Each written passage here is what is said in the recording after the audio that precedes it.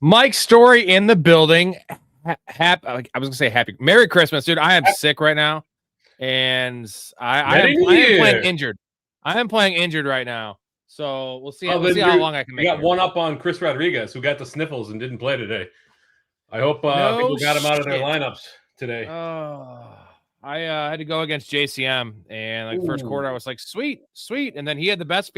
JCM had the best fantasy performance of any player today. Can you wrap your head around that one? So I had Rodriguez slotted into one of my finals matchups, and I saw he was out, and I was debating him, Woody Marks, Blake Corum.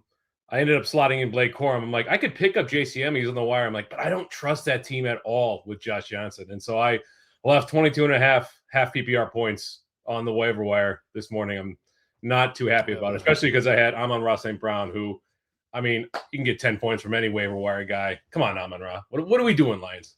Jeez. Nope. He was one of my bets, and he needed literally 8 more yards, and he drops the one, and then he gets injured in the neck on the last play. Over 3 of my bets today, so that's the worst day I've had in all year. Merry Christmas, Story. Merry Christmas. The football games were not very merry, pretty bad. So I don't think that's what they signed up for when they booked these games. In July. No, they certainly didn't. Now they're not going to be able to flex these games going forward. I was looking at the schedule for next year, so. Christmas Eve is on a Thursday, which means Christmas Day is on a Friday. So they're probably going to have a Thursday night football game and then 3 matchups on Friday. And then they've got Saturday games this time of year. So we're going to get Thursday, Friday, Saturday, Sunday, Monday. Jeez. So good luck spending all time different, with your family, all different channels too. We love that, but so let's go game by game here. The first game was decent. I mean, Josh Johnson, by the way, I didn't realize that he's been on 14 teams. And he's only started 10 games in his career. Like, dude is just collecting a paycheck. He's the equivalent of like a bullpen catcher, just hanging out, making money. Like why has he been in the league so long, Story? Because he has never showed anything, right? Ever. He played all right today. Good for him for being in the league. Good for him for sticking around for so long. He made some throws that were halfway decent. Now I didn't catch a good chunk of that game because we were out at dinner, so I didn't get to see the only exciting part. Because I watched the first quarter and a half, and then we had to go. And then I didn't get to see the rest of that game, which was actually the only exciting part other than the last Chiefs drive of any part of any game all day long. So I didn't get to see, but I did see some highlights, and Josh Johnson looked halfway decent. Now, he did. I not only sat Terry McLaurin, but I dropped Terry McLaurin because it's a keeper league, but I'm not keeping him next year. So don't be afraid to drop your guys that are playing. Like, the one advantage of having games staggered right now is like, all right, if I'm not playing Terry McLaurin, I can drop him to pick up, Dylan Sampson, for example, right? To keep him away from, I'm not playing Dylan Sampson, but I can keep him away from my opponent, or Taysom Hill, not playing him, but I keep him away from my opponent just in case. So as these games tick off, as we get closer within 24 hours, I don't mind dropping guys off my roster to pick up guys to block. So just be aware of that. How about that Javonte Williams phantom injury, bro? As you know, I have Javonte Williams everywhere and end up still 11.5 points. I guess it could be worse. I mean, technically he outscored Jahmyr Gibbs in a quarter. Right. But bro, like I'm obviously watching this game like a hawk, right? And he gets a touchdown run in the first quarter. He had 13 carries, by the way, in the first quarter, which is unreal. And then they bring in Malik Davis for the next drive. And then there's a 3rd and 3, and he comes in the game. So they line up Javonte Williams. So they're trying to say he got injured on the touchdown run. And then they bring him in the game. You know how they sometimes line up the running back like almost right behind the center, like essentially as an extra blocker? Yeah. So they bring him in for that play, and it's a clean block. He's fine. I don't see any grimace, anything like that. Now, and then he's just out of the game. It's like, if he hurt himself on the touchdown run, why would they bring him in on a 3rd and 3 to block a linebacker? So I don't know what the hell happened there. It was the only play he played after the touchdown run, only snap he had. How did he get hurt on that touchdown? He barely got touched on that touchdown. I don't know. That's what they were saying, though. And I know for sure that he came in the game and had that block because I rewound it. I watched it like 3 times when they said he's questionable with a shoulder injury. So, like, what the fuck? Because he was going to have 25 points, man. He's been nicked up the last 3 weeks. Remember, 2 weeks ago, he left with a shoulder neck injury. Neck injury. So today was a shoulder. And then he was questionable last week. Dude, he would have feasted. You see what Malik Davis did. Oh, my God. 100 yards. Yeah. Javonte Williams would have had a 20-point day. Easily. Let's move on to the second game because this one's more interesting. Fucking Jahmyr Gibbs, dude. Like, what was that? Like, Dan Campbell, what is going on? Are the Lions? I was telling this to Erica about like how their window is closed. So if you remember 2 years ago, they go to the NFC Championship game. Dan Campbell goes for a bunch of fourth downs. They lose the game. That was like their up and coming year. Last year, best team in football, bunch of injuries, get blown out by Washington. Now this year, rough start a little bit, like off and on, but they were still, a top 3 offense. Now they're just shit. They're just shit. I don't care about the defensive injury story. They can't run the football at all. Well, there's 2 problems. Number 1 is Jared Goff is the most hot and cold quarterback when it comes to if he's got time and protection, the dude is laser focused and he can nail things. If he's got any kind of pressure, he's just off. Like there was that one where he was to St. Brown and St. Brown, there was nobody within 10 yards of him and might have scored a touchdown, might not have, but all you had to do was put it in his vicinity and Goff puts it way outside. And that's the pressure. Minnesota did great things dialing up pressure. And that dovetails into the second thing, which is Dan Campbell. Why are you still calling plays? That was the most atrocious game plan and play calling I've seen in a long time. It was first down run, get stuffed. First down run, get 2 yards. Third and long, we got to try to force it to St. Brown. Or it takes until like late in the third quarter for you to dial up a couple of screen passes. The Vikings are literally blitzing on every other down. Like, yep. Let the lineman through or let the defensive line through and dial up a screen pass for guess who? Jahmyr Gibbs. Let him do what he does best, right? It was bad play calling. It was a bad game plan. It was embarrassing to watch if you're a Lions fan. And that's it. They're done. I mean, we don't have to hear about them in the playoffs, I guess. They just saw Minnesota, it was 3 or 4 weeks ago, and it was kind of the same thing. It wasn't as bad on offense as it was this game, but Jahmyr Gibbs had 34 yards, I believe. It was like the same shit. And come on, Dan. Like, I don't know. Again, we're lucky as Bears fans. We got Ben Johnson now. So I'm not going to put all this on, the injuries are one thing. Jared Goff playing bad is another thing. But Ben Johnson, clearly a big loss. I don't care what the numbers say in terms of them still averaging 30 points a game. A lot of those are in, they're in comeback mode because they're in these shootout games. When they need it early in games, they can't move the football. They can't run the football. And I got to see next year, they're going to have to pay some of these guys. Like Brian Brance is going to get paid. They're going to have to pay Sam Laporta. They already paid Jamison Williams. So like they have 2 high paid receivers. Yeah. Their offensive line is just pretty pedestrian right now. And that was what they used to hang their head on. A Bengals situation because Goff got paid and you got 2 high price wide receivers. You got to pay Laporta, right? And he's a difference making tight end. Maybe not for fantasy, but he certainly matters to that team. You got to pay Aiden Hutchinson. This team is going to be, they're not going to be the top of the NFC after this year. Like the bell tolls for thee, Dan Campbell, and your window. You're right. Your window is shutting. It's shut. Like I think they're going to be scrappy and they'll probably make the playoffs. But in terms of like being a powerhouse NFC team, I just don't see it anymore for this team. I made a funny comment earlier. I was watching the game and just Erica was like, why is Jared Goff looking so bad in this game? I was like, for one, Minnesota, divisional game, tough matchup. Although Jared Goff's very good against the blitz. He's good against like ineffective blitzes, like when you get like exotic schemes where he can't identify who's blitzing, he's very average. And I was like, I wonder what it would be like if Jared Goff was on the Raiders this year. How much better you think it would be than what they got from Geno Smith? I know it's crazy to say, but like it wouldn't be that much better, right? No, I don't think. I mean, come on. Geno's been really, really bad this year. By any advanced metric, Geno's been one of the worst regular, like starting year quarterbacks. Now, I don't know what Max Brosner was doing out there. The dude cannot read a defense at all. What in the hell? Like, again, I was going against Detroit's defense in 3 leagues. And I'm just like, thank God the field position, all the turnovers that the Vikings had. Otherwise, they would have scored 0 points outside of the end around. They score on with Addison was just a great call by KOC. But it's like the announcers are like, dude, the problem with Brosmer is he reads the defenses too much. He tries to do too many reads. I'm like, that guy can't go past his first read. All he does is get happy feet and literally like turn his body forward. So you're supposed to be in your throwing motion. He just like this, where you can't do anything. You can't scramble. You can't throw.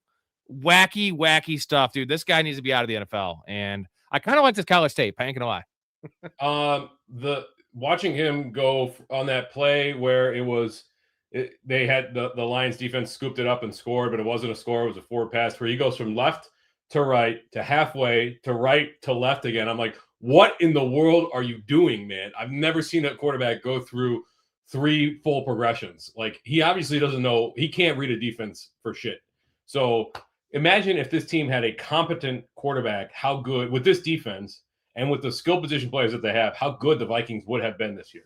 It's incredible. Like, you got to give Kevin O'Connell credit for at least keeping them somewhat competent, because I don't think JJ McCarthy is him, and certainly Brosmer is not it.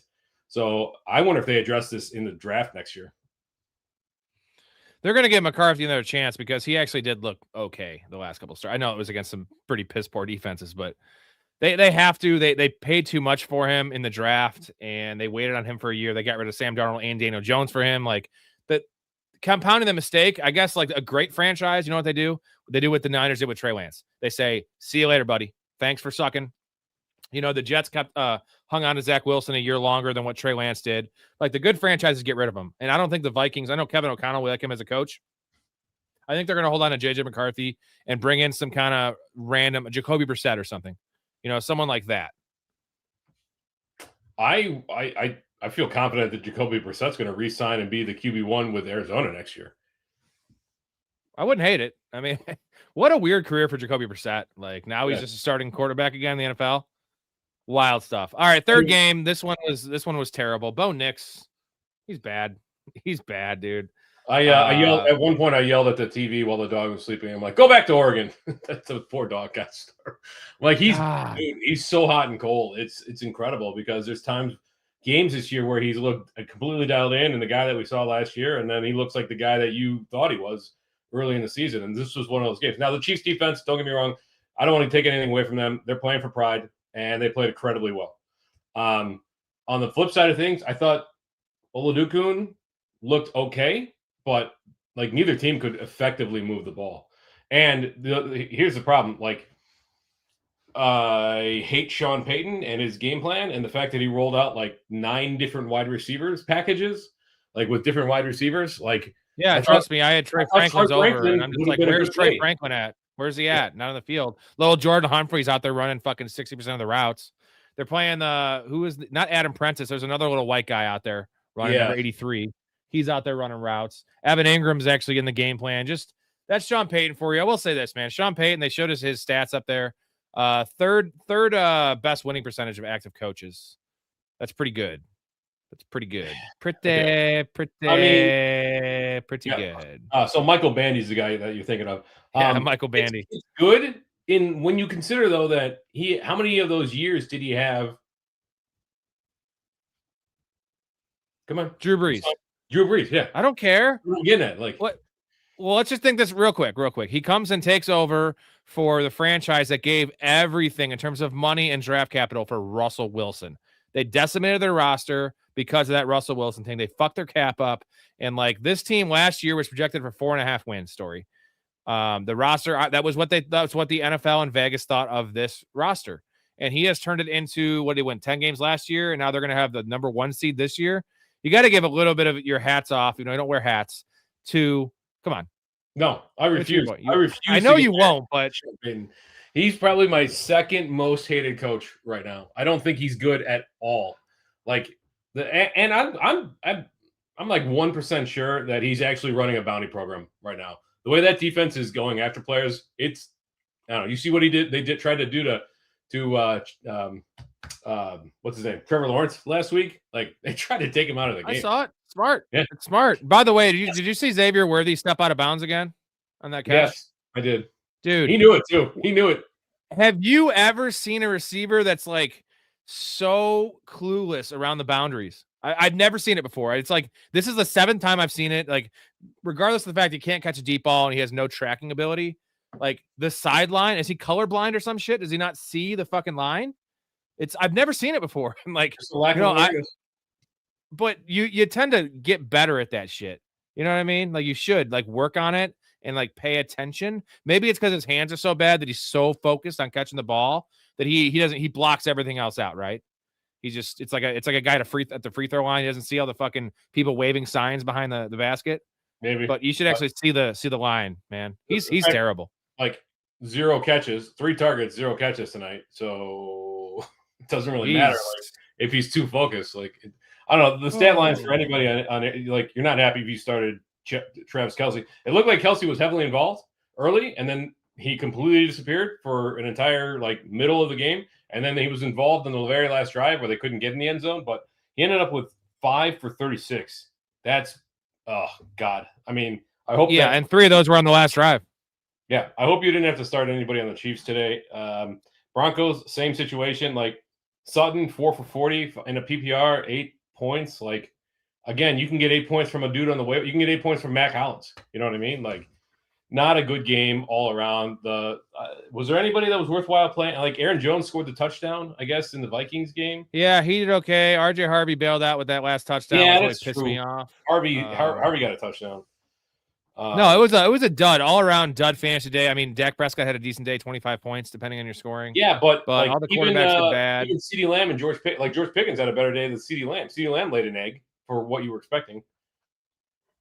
Yeah, it was bad. And real quick, let's just go back to Worthy. And can you believe? I know we're gonna do a whole show on this, but I just want to touch on Worthy. He was an early 4th round pick in most leagues. Well, that's because of the Rice suspension. But it doesn't matter. I don't care. It was because he produced last year when he was playing the Rice role. Blah blah blah blah blah blah blah. We got to stop drafting these guys that are just bad. He's just bad, and it was always just well, the Chiefs are going to start throwing the ball deep again. We didn't realize that even if they did, which they haven't done, it was actually to Tyquan Thornton because Xavier Worthy cannot run downfield. He can't track a ball. So the quarterback's nice. I get that the Kansas City is a good situation, but we got to stop drafting guys just based on situation because he's a bad player. Well, we can't be drafting bad players. What's more egregious? Xavier Worthy in the 4th, 5th, or Matthew Golden in the 8th, 9th? There was tons of people drafting Golden in the late single digits. The Matthew Golden's, I want to say Golden's worth, but the 4th round is not the end of the 7th or early 8th. You know what I mean? You can get away with you can get away with a 4th round pick too, but that's literally your wide receiver too. And you're banking on this guy to be an every week starter. But the Matthew Golden thing was literally just well, who else is there? Apparently there's a lot of guys, and they were throwing him Malik Heath, man. And you know who was there? It was Tucker Kraft. That was the guy. It was Tucker Kraft. That was the answer. That's kind of what I'm getting at. These guys who get built up because of their speed and their pedigree and et cetera, we got to go back and remember the college production tells us a lot about these guys and their ability to play in the NFL. You know who had an amazing college production? Calvin Johnson, right? Not the fastest guy in the world, but the guy came out and he was ready to ball. So Matthew Golden, Xavier Worthy, Isaiah Bond, these guys that have very minimal college production, but they show out in pro day, they show out to combine, and then the NFL gets enamored with them. They get drafted in the late 1st round, 2nd round. It was all combine. What you just had, all those guys.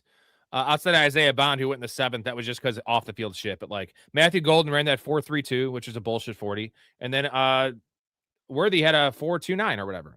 Fuck that. I don't give a shit. They're tiny and they're terrible. And you mentioned the production thing. The only time it doesn't matter is if you're playing for Georgia Tech, where you're never gonna have production, or Ole Miss. I think is that where AJ Brown went? Ole Miss. By the way, did you see that he's questionable now with teeth because he had his wisdom teeth removed? I saw that. Jesus. What a year for that dude. By the way, AJ Brown is wide receiver 10 right now in PPR. What a roller coaster. How is he going to return value? How? Because he was wide receiver 9 preseason. Yeah. I mean, squeaky wheel narrative, I guess. I don't know. A lot of targets. Yeah, a lot of targets. Yeah. All right, let's get to a couple questions, and then I have a question I want to ask you. It's a kind of a fun little exercise. Ron says, "Merry Christmas. Playing for a championship this week. Who should I play this week in flex if Henderson doesn't play? Monungai or Michael Carter from the Arizona Cardinals?" Thank you for giving us that clarification. Well, first off, what do you think the chances are that Henderson plays? 20%. I was gonna say 40%, so not very high. Yeah, I split the difference. Call it 30%. I still don't think. I think keep an eye on the news, but I don't think he's playing. I think maybe there's an outside chance that Stevenson is out there for you. If so, that's the play. It's an amazing matchup. Otherwise, I'm gonna go. There ain't no way that Stevenson's out there. I'm just saying, potentially, maybe somebody dropped him. You never know. I had a guy in one of my leagues, my home league. He dropped his entire bench. Before last week's games, and I'm like, God damn it! Bullshit. I didn't catch it until after waivers had run. So I'm the commissioner in that league. I didn't catch it until after. So Kyle Pitts was out there, and I'm like, dude, and the you waivers should have already fucking run. retroactively delete that shit. I know. I didn't even notice. What kind of league are you running? So you got people getting free players? Storey. It's my fault. I missed it. I can't believe he did it. I haven't talked to him about it yet. I don't know why he did it. Who is this clown? Hey, he was in last place. Like, I don't know what he was doing. No, I'm saying, do you know this dude? Like, that's just I know him. He's actually a good friend. Literally slapping you in the face with his dick. He's because all it's gonna do is come down on you as a commissioner. That's all it's gonna do. What an asshole, man. I know it's an asshole move. I haven't. You're not gonna name drop him. You're not gonna name drop him here. Not online. But I'll tell you offline. Yeah. Text me his name. So anyway, after the stream, because I'll mention him. Nice.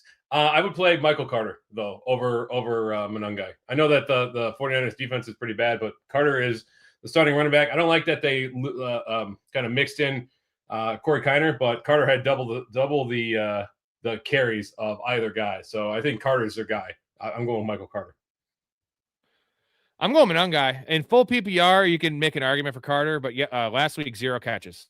I think it was 0 targets, or maybe it was 2 targets, but 0 catches. Well, Michael Carter. This is the Bengals defense. It's a timeshare there. The Bengals' 31st ranked run defense that the Cardinals get to play against. Monungai's got a nice matchup too. If it's half PPR, you agree we're going Monungai though, just because the goal line opportunities. I think half PPR you can flip a coin, but like gun to my head, I'm still going Michael Carter. JJ didn't have the balls to start Minnesota's defense, but I benched Goff for Lawrence. Ooh. If Henderson plays, him or Hampton, half PPR. It's Hampton by a mile, brother. As long as Vidal's ruled out, but if Vidal has a neck injury, he's not playing. Neck injury, he's not playing. So it's Hampton. Yeah. I had Minnesota's defense everywhere, by the way, Storey, and I did not start them anywhere. Just like I was just like Detroit, must-win game. Will they end up scoring? I don't want to look. I'm fucking pissed. I'm guessing 19 fucking points, like something like that. 18 points. I know a lot of people scooped up Detroit's defense for the matchup, Brosmer. Despite the points, they probably still put up a fairly decent day just based on the number of sacks that they had, which was a lot. Yeah, it depends on your league. Anywhere from like 6 to 12, depending on what your league scoring is. But they should have scored 20, man. I mean, think about it. Like all the points that they gave up were a product of Max Brosmer just turning the ball over and giving, it was 21 points for Minnesota. I know. I just thought all the advanced numbers are Jared Goff's great against the blitz. He's just good against bad blitzes though, and Minnesota's good blitzes and good schemes. And god damn it, I'm super pissed about that one. Charbonnet or Corum in PPR? Corum. Play Corum, baby. Corum. I'm open Corum's like got a monster game under him. I need him. Think Dobbins comes back next year. If not, how do you guys view Harvey? Also, overall thoughts on Harvey now that we are at the end of the season. So I don't know if Dobbins comes back for this team. If he comes back, he'll come back somewhere else on like a 1-year journeyman prove it deal. Yeah, probably like in a Jordan Mason situation is what I would guess Dobbins would end up in, like 60-40 situation. Harvey, Tyler Bidet played far too many snaps for me to call Harvey a workhorse, but he did earn a greater role as the season went along. So earning the trust of Sean Payton, which is the stupidest thing in the world. Harvey looks explosive in spots, and he looks like completely overmatched in other spots. Like you've seen it, he kind of does a little bit Kenneth Walker situation where he'll bounce off a line and then kind of jiggle back and forth a little bit and then end up getting like a 2-yard loss. So we see that, and then we see them, utilize him on those bubble screens, and the guy can rip off, 25 yards. And he's got a nose for the end zone. So I like him. I think he's going to be a solid contributor for your fantasy team next year.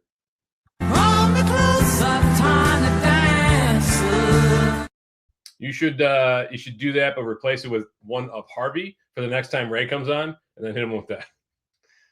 Yeah. I just switch up the player, and then he won't know when I'm going to fucking do it. Love it. I like Harvey. I think I like Harvey's film more than Travion Henderson's at this point, because Travion Henderson's hit a lot of home runs, but he is just a terrible pass blocker. He doesn't get, and he's not a grinder. He can't get the 4 yards for you. It's either like 1 yard or it's a 60-yard touchdown. Like, I don't know what you think of Travion Henderson's film, but it's not been great. Take away the Yeah. I know it's like you need to take away the long runs, but I've seen it, and that's all. And the long runs are generally just parting of the Red Sea touchdowns. Yeah. So exactly what you're talking about is why Quinshon Judkins transferred from Ole Miss to Ohio State his final year, and why he was splitting time with Henderson, because Henderson, those 1 yard runs in the Big Ten are like 4 yard runs. But yeah, in the NFL, you give a guy enough touches and he's an explosive back, he's eventually going to crank one off. But there's plenty of games where you're just not going to get that. Like, you're not going to get a 50-yard touchdown run every single game. It's just impossible. So I'm impressed with Harvey. I think there's a reason that Vrabel was keeping Henderson off the field for a good chunk of this year. Well, we've seen it. They also love Stevenson. Let me ask you this. Who would you rather have in Dynasty? Because they signed Stevenson. He's going to be there at least next year. And we're all assuming Dobbins is out of the picture. And they could draft someone. They'll draft a bigger body dude to pair with Harvey. But Dynasty, you got to factor in 3 years on the road, but next year matters the most.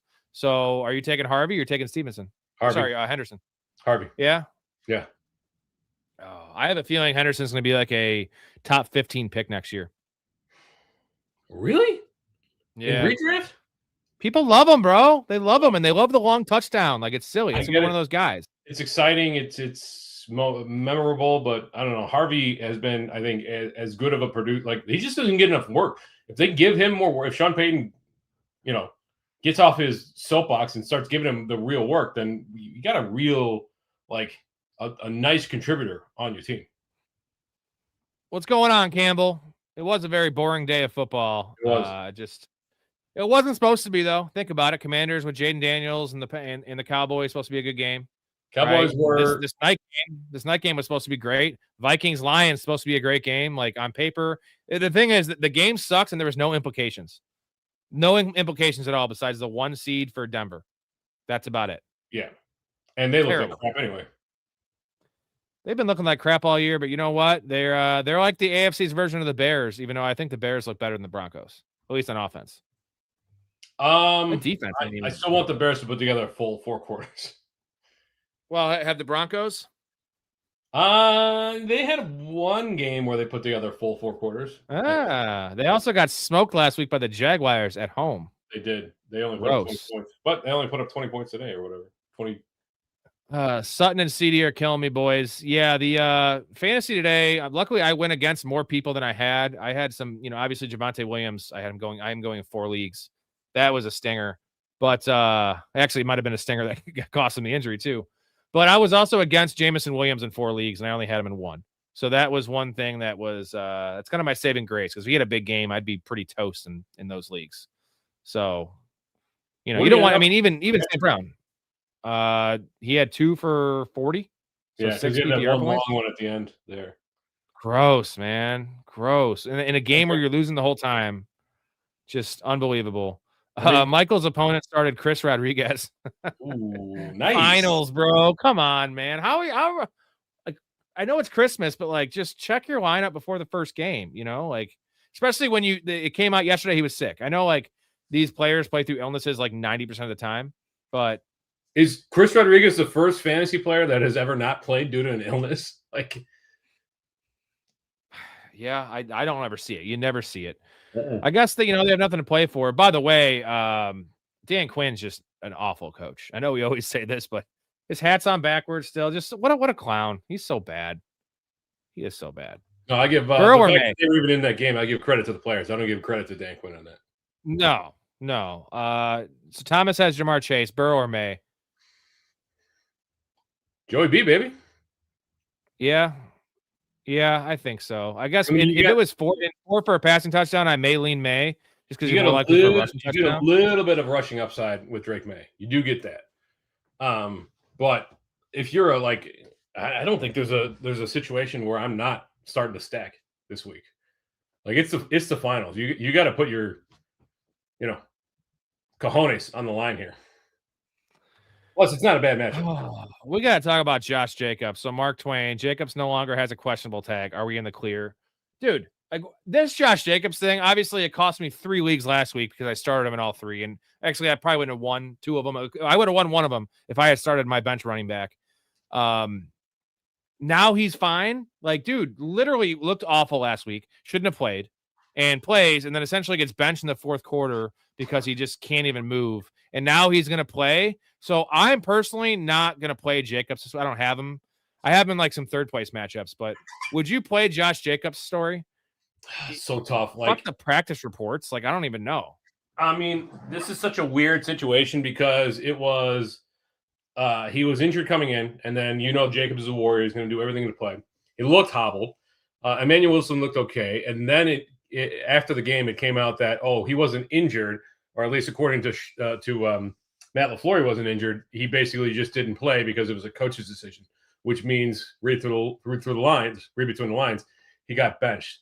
I don't think that's the case. I think it was injury related. No coach is stupid enough to bench Josh Jacobs. Like, he could fumble 3 times. You're not benching Josh Jacobs. No, it was just the ineffectiveness and just the eye test. Like, he wasn't healthy. He shouldn't have played. He fought through to play. And then now, like, it's going to be the same thing. I feel like Emmanuel Wilson will look better in this game because he's healthy. And Josh Jacobs, let's be honest. I love Josh Jacobs. He has not looked very good all season. He doesn't have a single 100-yard rushing game. Ask yourself this. Can you afford to take a 5-point performance from your running back 1? If you are a huge favorite and you've got a big lead coming in, then if you want to take the risk, I say go for it. Otherwise, like, if you need guaranteed production, there's no guarantee with Josh Jacobs. And I think it should also be mentioned Woody Marks, who's completely off the injury report. Oh, I'm not fucking with Woody Marks. How many, like, literally 13 games in a row leaving and then coming back, and now Nick Chubb is healthy, and Jawar Jordan played last week. So would you play Rico Dowdle or Josh Jacobs in a full PPR?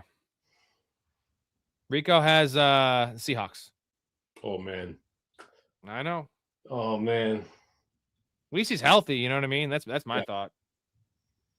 God, that is so tough. Like, this would be easier if Chuba Hubbard wasn't there, right? Like, well, I know that. Rico or Josh Jacobs. In that case, full PPR, just based on the snap share alone, I'm probably going to go with Rico. I'm going to go with Rico Dowdle. I think that the Panthers are going to be they're going to be down. They're going to need to try to keep up, and that's going to be dump offs and passing, and he should get plenty of work. Wally says, "How come Storey wasn't underneath my tree this morning?" Hey, Wally, good to see you. Heyo, just nursing a hangover. Pump Storey with a bunch of Viagra and then put them under your tree. And instead of putting it in, you just put it in Storey. How about that one? All right, I'm gonna hit you guys with the intro. We're gonna get to all your questions. Don't worry, guys. Be a little patient. Not gonna miss a question. Hit you guys with the intro. Storey's got to pour a beer, and I have to pour one as well. And then we'll be back with all the questions.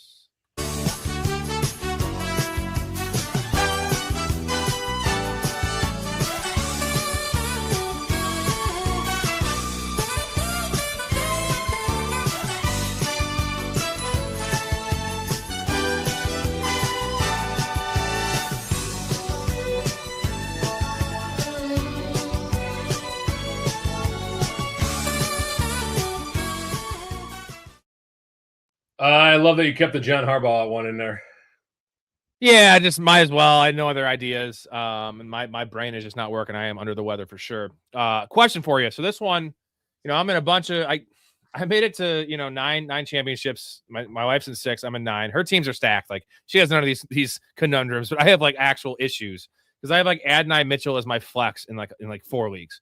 And I don't know if I like starting him against the Patriots and Christian Gonzalez because he's just gonna be out there in action. It's gonna be Christian Gonzalez guarding him. So what are your thoughts on Adonai Mitchell this week? Is it's not, you can't start him, or I'm not touching him? No, I'm not touching him. Okay, so I'll give you the other option. So I picked up Matt Collins everywhere because the news is out that Demario Douglas is most likely out for this game. Keyshawn Boutte is essentially out for this game. Diggs, as we know, they don't ever play him over like 66% of the snaps. So, I mean, he's in there in all the passing downs mostly, but not always. And I was going to play Matt Collins because he was always playing 70% of the snaps. He's cracked 70 yards 2 of his last 3 games. He's playing well. And now Mac Hollins is hurt with an abdominal injury. So I also have Kyle Williams everywhere. So if there's none of those three guys, is Kyle Williams a must start in fantasy? Well, no, I don't think so. Well, I'm just saying if he's going to be out there on 80% of the route, like 80% of the routes. Yeah, but I mean, Kyle Williams is the AFC East version of Isaac Tesla. He's exciting. That's exactly what I told Erica. Yeah, he gets a touchdown on like a third of his catches. Let's not mince words. Like Tesla's got 5 or 6 touchdowns in the year, which is great for a rookie. But he's got like 10 or 12 catches on the year, so not exactly somebody you want to start. I don't think you can rely on Kyle Williams, but dude, Mac Hollins I think is an outstanding start this week, just based on the attrition alone. But what if Mac? Okay, let me ask you this. If Mac Hollins plays, would you rather play Mac Hollins if he plays, or if Mac Hollins is out? I'm just talking about over like guys like Adonai Mitchell. Would you rather play Kyle Williams with Mac Hollins out, with Keyshawn Boutte out, with Demario Douglas out? No. Is it Mac Hollins? In that case, I would go back to Adonai Mitchell. You don't want to play Kyle Williams, but he's going to be the number 2 receiver. I think against the Jets. I think it'd be a lot of 2 tight end sets. Like you'll see a lot of Austin Hooper and a lot of Hunter Henry. No, I know that, but they still have to play 2 wide receivers in the field, right? No, I mean we've seen two. Well, I guess Henderson probably not playing, so you're not going to get 2 back sets very often. 3 tight end sets, maybe. I don't know. Like just because a dude's on the field doesn't mean that he's like. I get it. What's Kyle Williams' best game this year? It's not much because he always has like 1 catch for 34 yards and a touchdown. That's like what his game log is. You're really bumming me out here, Storey. I don't mean to throw cold water on your Kyle Williams situation, but let's see. Game log.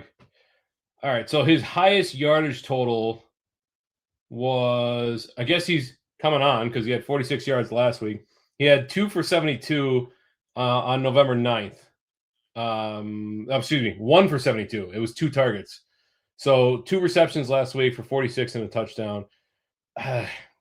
Yeah, like November 13th, no receptions. He's got 1, 2, 3, 4. That's because he's operating as the wide receiver 5 on that offense. I'm telling you that Demario Douglas out, Keyshawn Boutte out, and if Mac Hollins is out as well, like who do they have? Like literally, they have the rookie, the slot receiver that I don't even know what his name is.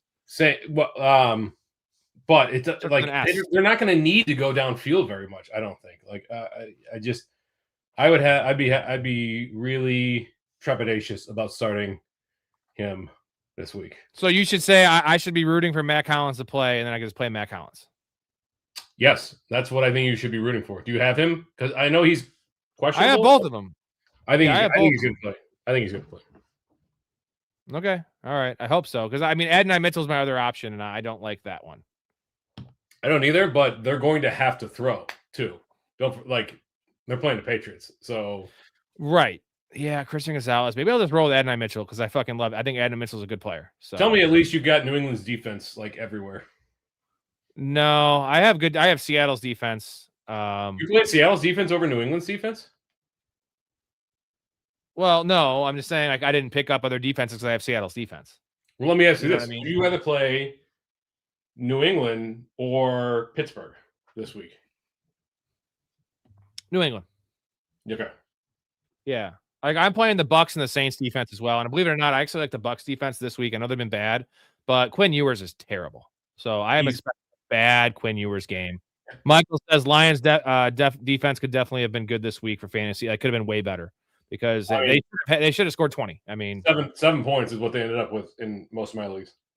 Jared Goff bent over the whole defense and railed them with that 6-inch white dome. Dude, just short fields. Like that's the problem when you're talking about like supposedly good defensive spots. If your offense puts you in a bad position, you get an interception and they take it down to the 15-yard line. Like I know there's some leagues that don't count defensive scores against the defense. If you know what I'm saying? I like those. Yeah. But most do. And like it doesn't matter though. Like the dude gets an interception, gets tackled to 1, and then they punch it in next. Like you're still getting pinged for it. So what percentage do you give Kittle of playing this week? true 50-50 at this point. I thought I warned, I was on here on Monday warning people. I'm like, dude, like he was smiling, he was happy, but once the adrenaline goes away, the swelling comes in, you got to be careful about that. They call it, what do they call it? A low Mid to low ankle sprain. Yeah, which is absurd because that's not a thing.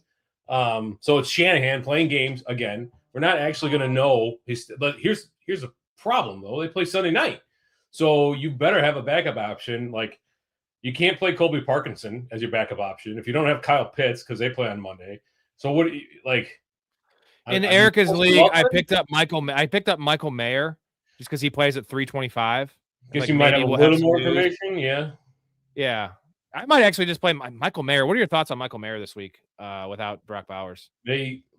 It's a tight end heavy scheme, and I first of all, I think he's a good play, but they went from all right, he's playing to IR. Like we're not even like he's not questionable. We're not holding him out. It's just like IR. And they should have done that fucking 4 weeks ago, dude. They should have shut him down from the first time. And then did you see what the Giants did? They listed like 7 guys, all like questionable. So they're like trying to out each other for the like tanking. Anyway, Mayer's a good pick. I think he's a good play. He's like a mid-range tight end too. Like high to mid. I think he's a top 12 guy. Last time he started 6 catches, 60 yards, and a touchdown. He's going to get 7 or 8 targets, man. Like who else do they have there? Jack Bash? Fucking Tyler Lockett, bro. It's terrible. Trey Tucker. Would you play Jake Tunges or Brenton Strange if there's no Kittle? I think you got to stick with Brenton Strange, right? Like I know Tunges did really well for those weeks or most of those weeks that Kittle was out. But I mean, am I wrong? I think I'd play Strange. In a vacuum, I would rather play Strange over Tunges, but the problem is now you're giving up your opportunity to wait and see on Kittle. Well, Mom also said for you to stop sticking your dick in the vacuum cleaner.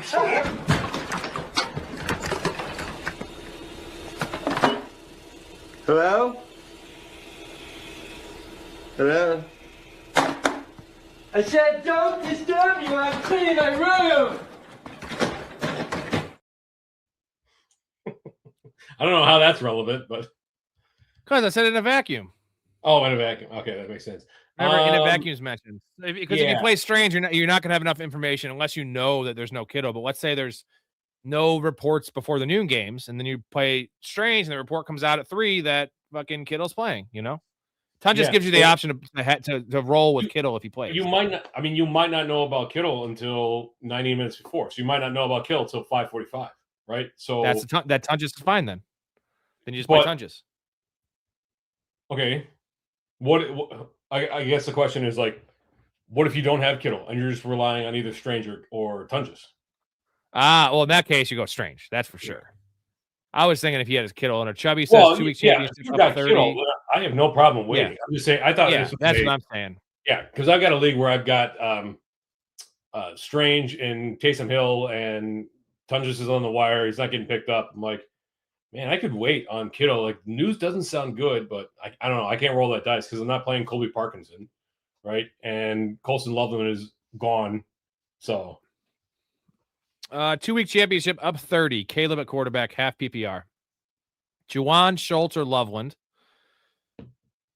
That's toughy. Oh, Juwan.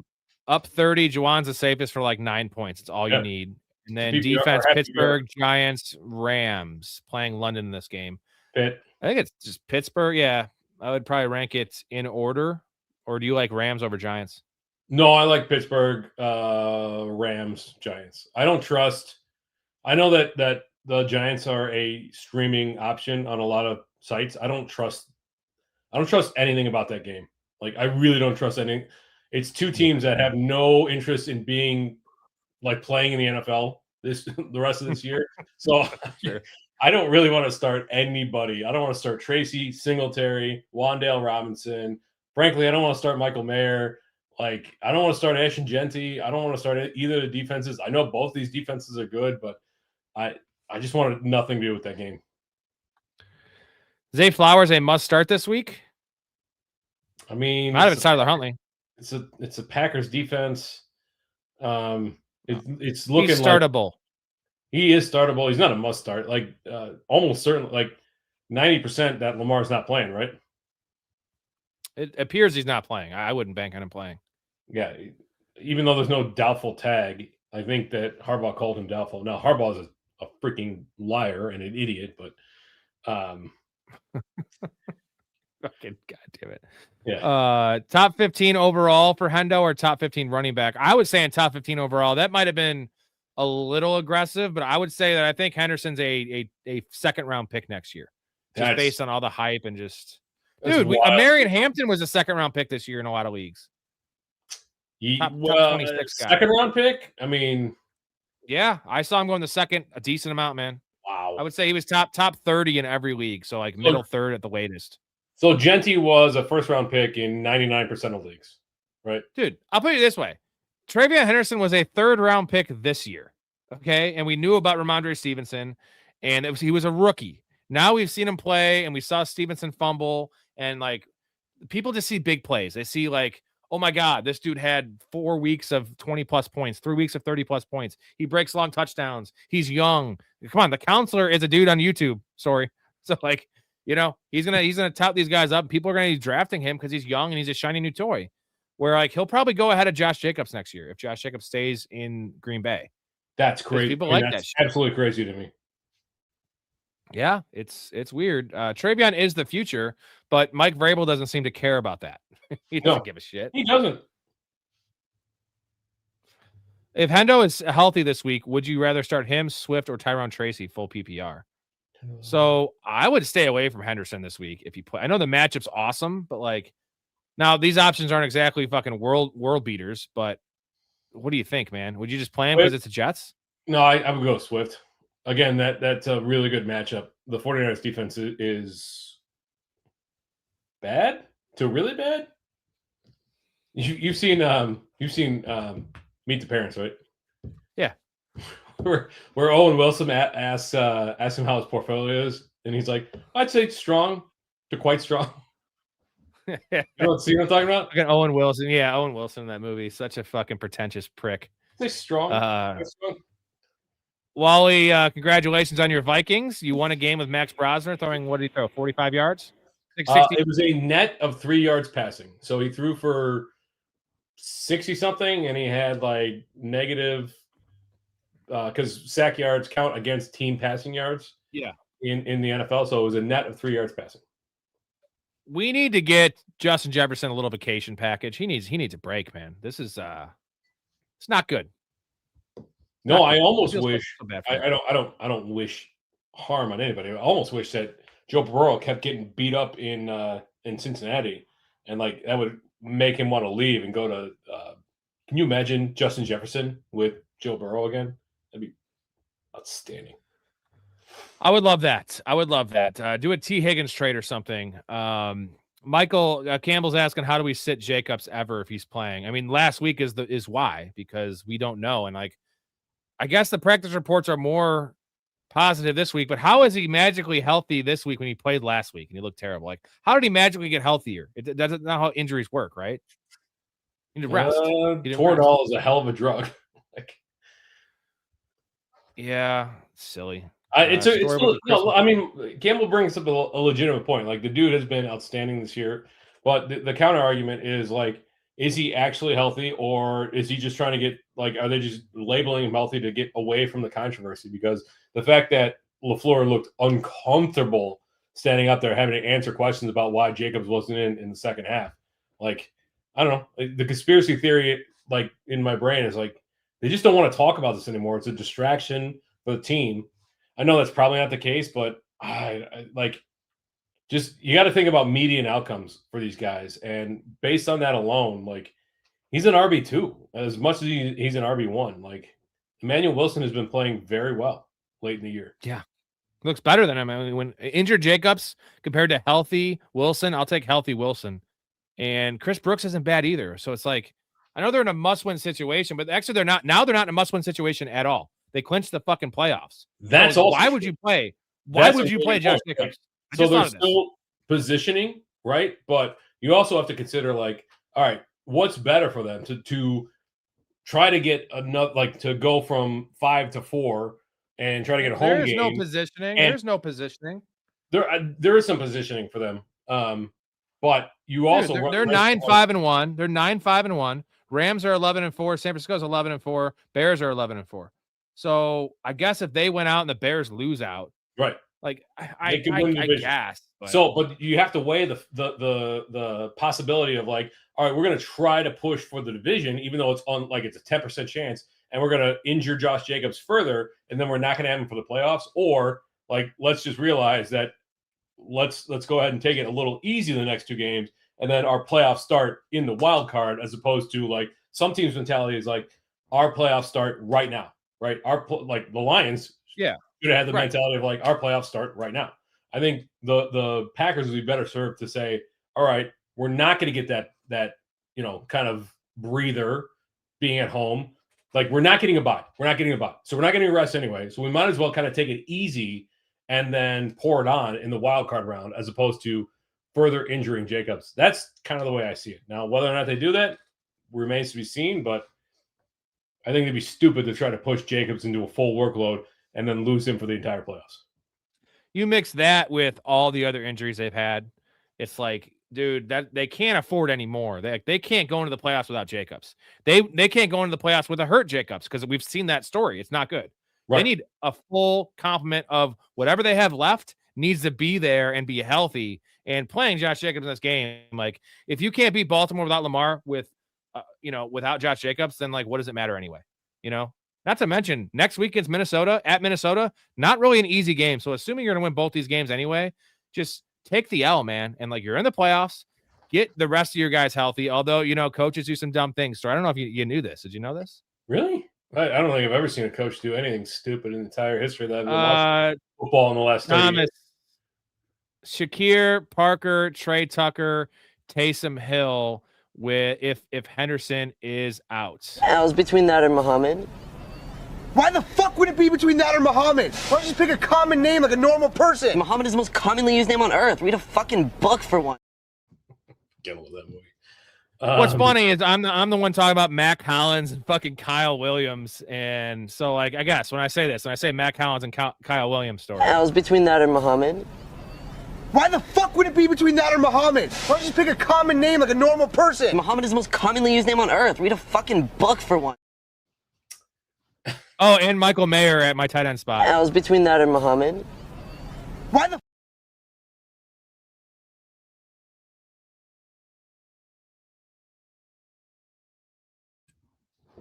I'm muted.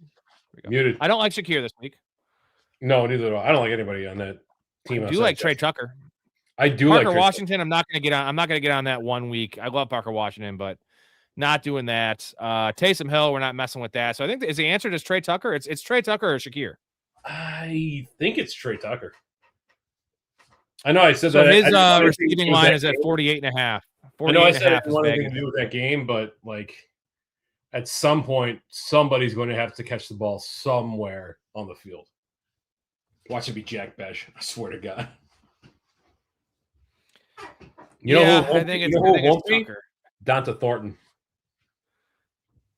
7 catches in the season. Great year, counselor. Trone, I chose to go Shuck over Bo Nix. Nix was having a terrible fantasy game until the last second. He had a touchdown pass and he had a rushing touchdown. But so yeah, the thing with Nix was he always had a pretty low ceiling just because how many points were the. Did you see, by the way, Story, what the over the team total was for the KC in this game going into the game? 11.5?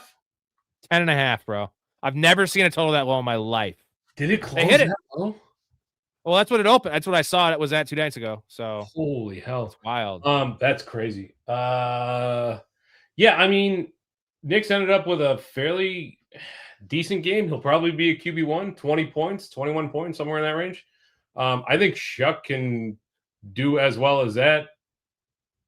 I mean, it's going to be an uphill battle for him, but I think Shuck can. Like, that's a team. You gotta give Kellen more credit. Like, this is a team that actually has gotten, like, as their season gone on and they keep losing, like, they've gotten better. Like, they're competitive. And that's exactly what we want to see. They're trying to build a winning culture. And I kind of respect that. Like, this team wants to make Shuck their starting quarterback, and I think he's kind of played himself into that. Chris Olave's playing well. They got guys stepping up in spots. I don't, trust anybody else on that team, but I think Shuck he's impressed me this year. So I wouldn't say that I'd give it a 20% chance that Shuck scores more than Bo Nix, but I think it's still possible. Jacoby Myers or Michael Wilson, full PPR. Michael Wilson. Why would you ever not play Michael Bengals Wilson? defense? Yeah, well, he only had 3 targets, 2 catches last week, but I mean, Marvin Harrison just isn't a thing. So yeah, that's really close, man. I like the matchup with Michael Wilson. I think that's a flip a coin right there. Jacoby Myers is super safe, right? Super safe. He's going to get you 5 for 60 if he gets in the end zone. Michael Wilson is just on a heater. Even his bad game was 3 targets. He still had 11 PPR points, 12 PPR points, 12.2. Fairbairn or Borregales? I know it's Borregales for you. It's Borregales. Fairbairn has a dome, though. Dome. I don't really care about that. I don't, unless there's 50-mile-an-hour winds, I don't really care about that.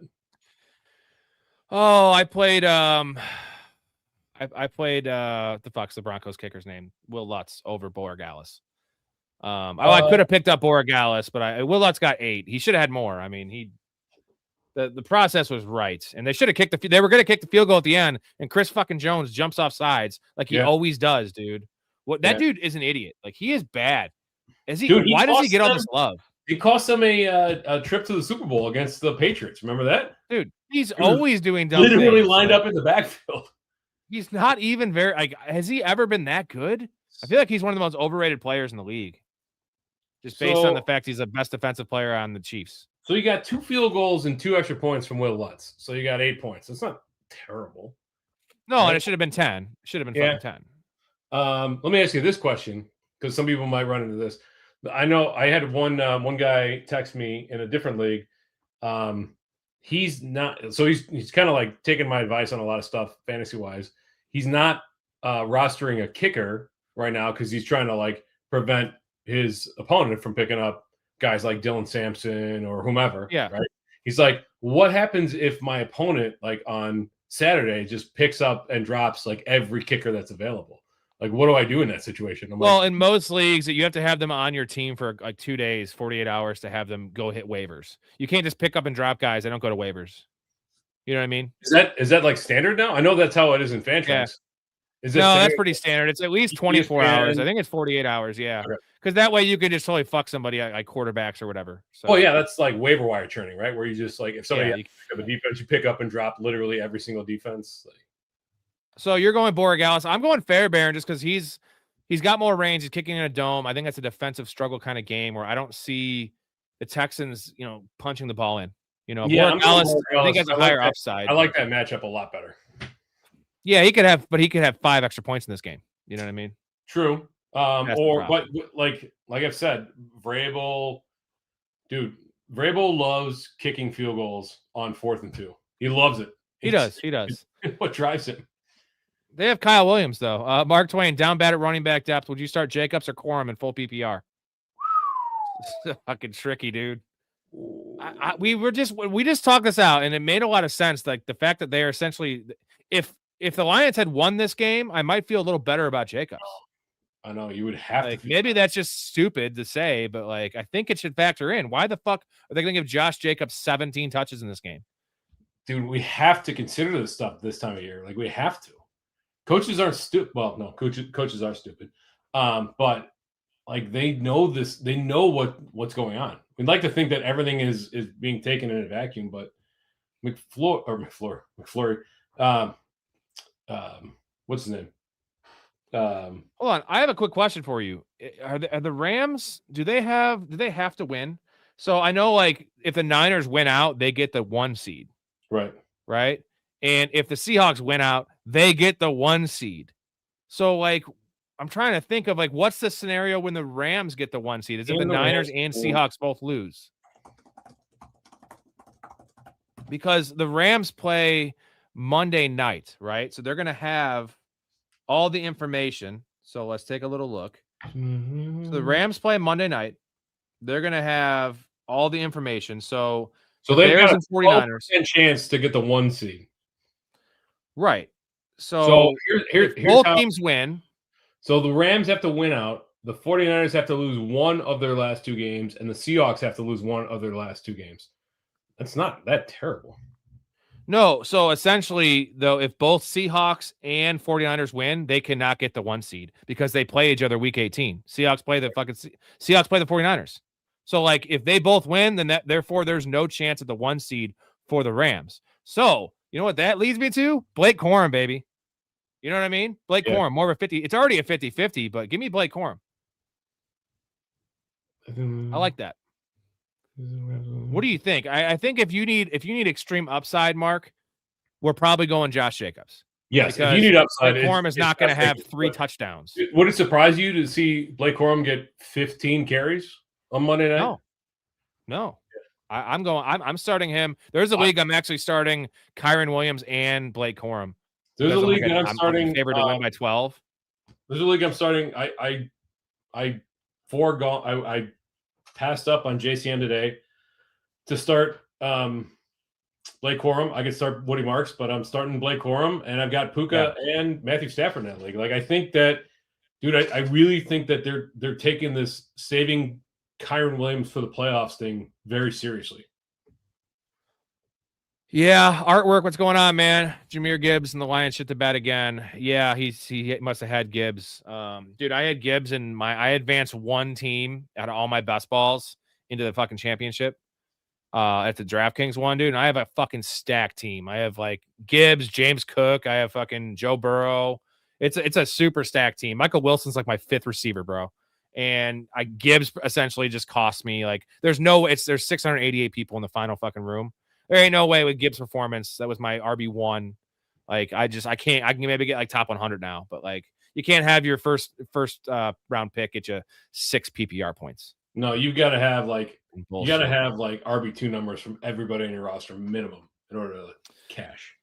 Yeah, that one. I mean, I'm still gonna make it's like $100 for the last place, but it got up to like $100,000. So By the way, like here's how the Rams can earn the number 1 seed. They have to win out.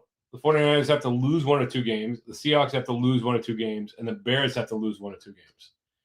So it kind of it's a little funky because the 49ers, if they lose to the Bears, then the Bears have to lose versus the Lions. Or if the Bears beat the 49ers, then the 49ers have to lose versus the Seahawks. But the Seahawks play the 49ers the last week of the season. So that's why. So essentially both the Niners and the Seahawks have to lose this week, and the Bears have to lose next week. Yes. That's 3 things. That's 3 different games that they have to have like a pick exacto. That's why it's like a 12% chance. Yeah. Thoughts on 2 for the money story? You like it? Oh, I saw it a long time ago. Good, like it's a good it's a good popcorn movie. I think some of it's kind of, I mean, it's all very cheesy, but you got to buy the relationship between Rene Russo and Al Pacino, right? Like there's a big age difference there, but you get Al Pacino overacting and it's awesome. You get Matthew McConaughey going into this like total persona and it's awesome. The ending's a little like chintzy, like I said, popcorny, but yeah, it's fun. I'll throw it on. I like having it on. It's a good movie. Seattle or Houston this week? So GT says I'd go Houston. They destroyed the Chargers in the past. That's true. Remember that was the was it 4 or 5 interception game in the playoffs that they had against Justin Herbert? Yeah. But Carolina also does not have to win this game. So if they win and the Bucs lose, they do clinch the division. But if they both win or both lose, then it comes down to week 18. So is there an argument to be made for having the playoffs end in week 16? How many scenarios are we talking through here where teams just don't need to, can't, won't? Like, this has been a frustrating. I don't remember it being this frustrating in week 17 last year. No, usually there's a lot that the playoffs are never set like this. Like the NFC is set officially right now, right? The seeding isn't set, but the NFC is set. The AFC is pretty much set. Is there anyone that can make the playoffs that's not in the playoffs? No, Indianapolis has the outside of outside chances. They need to win out and have like 5 different things happen. Like if you think the Niners 1 seed chance is like low, this is a 1% chance. And Phillip Rivers is like, I have hope. So this is already, and this is going in, this is 3 games into week 17. I guess we have, technically the Ravens could win the division and make the playoffs. Right. That's just really low, though. Um, So, what do you think? We're gonna go Seattle though, just because they're the best defense. I know Houston. God, it's so tough. I'm going Seattle because I think Seattle's defense has not put up a good game here in 2 weeks. I'm going Seattle. I'm going Seattle. They're good options. Yeah, This is the opposite of McLovin and Muhammad. This is the opposite of that. This is ideal. You're eating caviar here. It's still a really good defense. Wally, should he just switch Kittle out for Fannin in full PPR if we don't have any news on Kittle? Because Fannin's killing. Just might as well, right? I mean, dude, he's averaged. I know he only had 6 targets last week, and it's terrible for him because he had 14 the week before that and like 11 the week before that. But so he's averaging 10 targets over the last 10 targets per week over the last 3 weeks. Like the dude is a PPR machine. I think that's a really good play. Like Kittle might play too. Here's the other thing we have to consider, like because San Fran knows they have to win out, so Kittle might play, and he might be hobbled, and he might be a decoy. Right. Yeah, give me Fannin. Like you said, even if Kittle does play, if he's questionable going into the game, like what is the snapshot going to look like? Stevenson or DJ Moore projected to lose by 4. So it's Stevenson, right? If there's no Henderson. Yes, if there's no Henderson, it's Stevenson. If Henderson does play, then I'm going Moore because it looks like Rome Odunze and Luke Burden are both going to be absent for this game. 100%. Ray says Sutton and Jefferson combined for 7 points for me. God, Justin Jefferson. And then he said, but my opponent had Pickens, Terry McLaurin, Gibbs, Denver's defense. Yeah, Denver's defense. What a bust. What a huge bust tonight. Now, if it's a game time decision and it's between Loveland and Tunges, I would go Loveland over Tunges. Would you really? Yeah, I think so. Well, it depends. If there's no Burden and no Rome Odunze, I know that's what we had last week. Like, that was just a wacky game. That was also a windy, crappy game against the Packers. This is against a very, very beatable defense in San Fran. Yeah, I think I'm going Tunges. You know what? No, I'm going Tunges. I'm not going to trust Loveland. He's had 1, maybe 2, like startable games this year. GT, no, that's not a rum and coke. He is drinking pure gasoline. It's essentially Sex Panther. No, it's a stout. He's drinking a stout. Did you finish it yet? I'm working on it. Merry Christmas. It's Merry the Christmas second one, so. All right. Ray says they have Caleb, Genty, Pitts, and Swift. I have Burrow, CMC, Cook, and Kittle. If he doesn't play, I'm between Fannin Jr. or Strange. It's Fannin, baby. It's Fannin. Fannin. Yeah, man. You can't. Strange, Kyron. Especially because Njoku's not going to be there. Yeah, I'm fucking Fannin's awesome, dude. As of now, I have Pat's defense in. I'm rolling with the Pat's defense, baby. We're rolling with the Pat's defense. There's no shortage of Super Bowl defenses this week, but the Pats, the Steelers, those are good plays. I think Seattle's a good place still too. What's going on, Blake? Shout out, Blake, media manager. You're the shits. Packers to the playoffs was a great way to top off this Christmas. And you know what? You guys kind of needed it because who knows if you're going to win any games the rest of the year. I'm just with the injuries and the schedule. I mean, Minnesota looks like a tough matchup right now for anyone. What are the chances that Jordan Love plays? 50-50, I'd say. Malik Willis is also a little banged up, so might get a little Clayton Tune action all up in your story. Lovely. You like that? Yeah.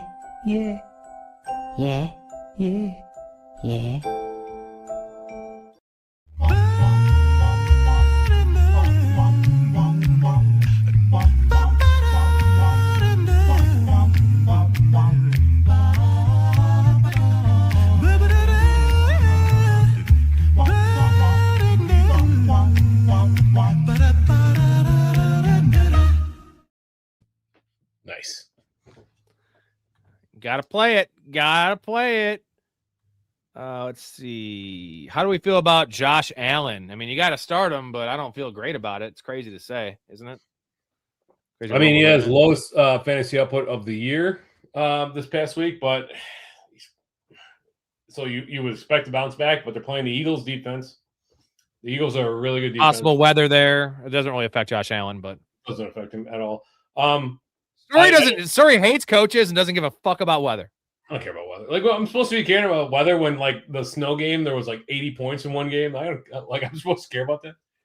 Seen a lot of snow games. That's like fucking ends up 10-3 as well. Yeah, it's crazy. I'm not too worried about it. Like, Josh Allen rarely puts together 2 stinkers in a row. Yeah, I'm not worried. I mean, unless like I would start Drake May over him, I would start Joe Burrow over him, like those names. But I'm not starting Tyler Shuck. Okay, right. Well, you know what I mean? Like I'm not doing that. Like Trevor Lawrence, would you start Trevor Lawrence over him against Indianapolis? No, I wouldn't. Indianapolis just got shredded by Brock Purdy. I get it, but I still wouldn't, because you got the rushing upside of Josh Allen. I got you. Well, I mean, Trevor Lawrence is rushing the fuck out of the ball. Don't be besmirching my boy Trevor Lawrence. Well, he got on the season, because I went back and I looked. I mean, you're right. Justin Herbert's got like 460 yards rushing this year, which is fucking crazy. Trevor Lawrence didn't start running until like week 7, so he probably has like 300. GT, great cheap tequila to drink is Centenario or Centenario. Centenario. You pronounce these fucking names. Jesus. Oh, Centenario is the brand. Reposado or Añejo, they both refer to the age of the tequila, how long it's aged in the barrels. Ah, what a smart guy. He's got 4 degrees, folks. Yeah. Really paying off. I'm also a bartender, and I won a bartending competition once. So there you go. I'm just an alcoholic, so I'm like Bad Santa. I'm just like, I don't fucking know, whatever it is. But GT, Kellen Moore. Centenario. Kellen Moore, a W. What do you think about Kellen Moore as a coach? I'm slightly impressed. Like, he's taken a B squad, like a JV squad, and turned them into some team that has some semblance of pride. Can you not admit that the Saints have been playing hard the last 6 weeks? Like, they're playing to win. Let's think about this. They haven't had Alvin Kamara pretty much for the second half of the year. He's also been injured all year. They lost Kendra Miller, their backup running back. They lost Devin Neal, their third-string running back. They traded away Rashid Shaheed. Like, that's a lot of their offense, bro. Like, they lost a lot of Bailey last week. He didn't play. Yeah, Bailey. It's crazy. Give credit to Kellen Moore, but also give credit to Shuck for getting better as the season went on, and give credit to Chris Olave, one of our PPs. Michael, you should feel very honored. You just got Storey to pretty much praise a coach. That's never happened before. That's like me admitting a man's attractive, which I've never done in the history of my life. Storey. It's never happened in the show. It's never happened in real life. Never, ever would never do that. Yeah, ever. That's a joke. Yeah, no, because we talked about drumsticks. Hey, guys. The management needs everybody to get out because they caught a guy jerking off in here, and they're going to send in a crew to wipe down the loads. Go ahead. Marver Abuka, full PPR. I'm glad that you keep introducing new clips from It's Always Sunny here. This is a gross one. Marver, by like the year 2029, you're going to have watched like essentially 30% of the show just from being a guest in this pod. Yeah.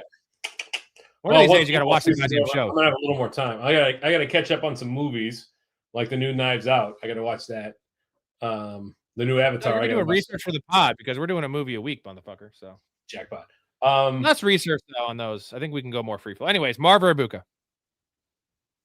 I think I'm gonna go Marv, based on the fact that I feel like they're gonna have to play catch up.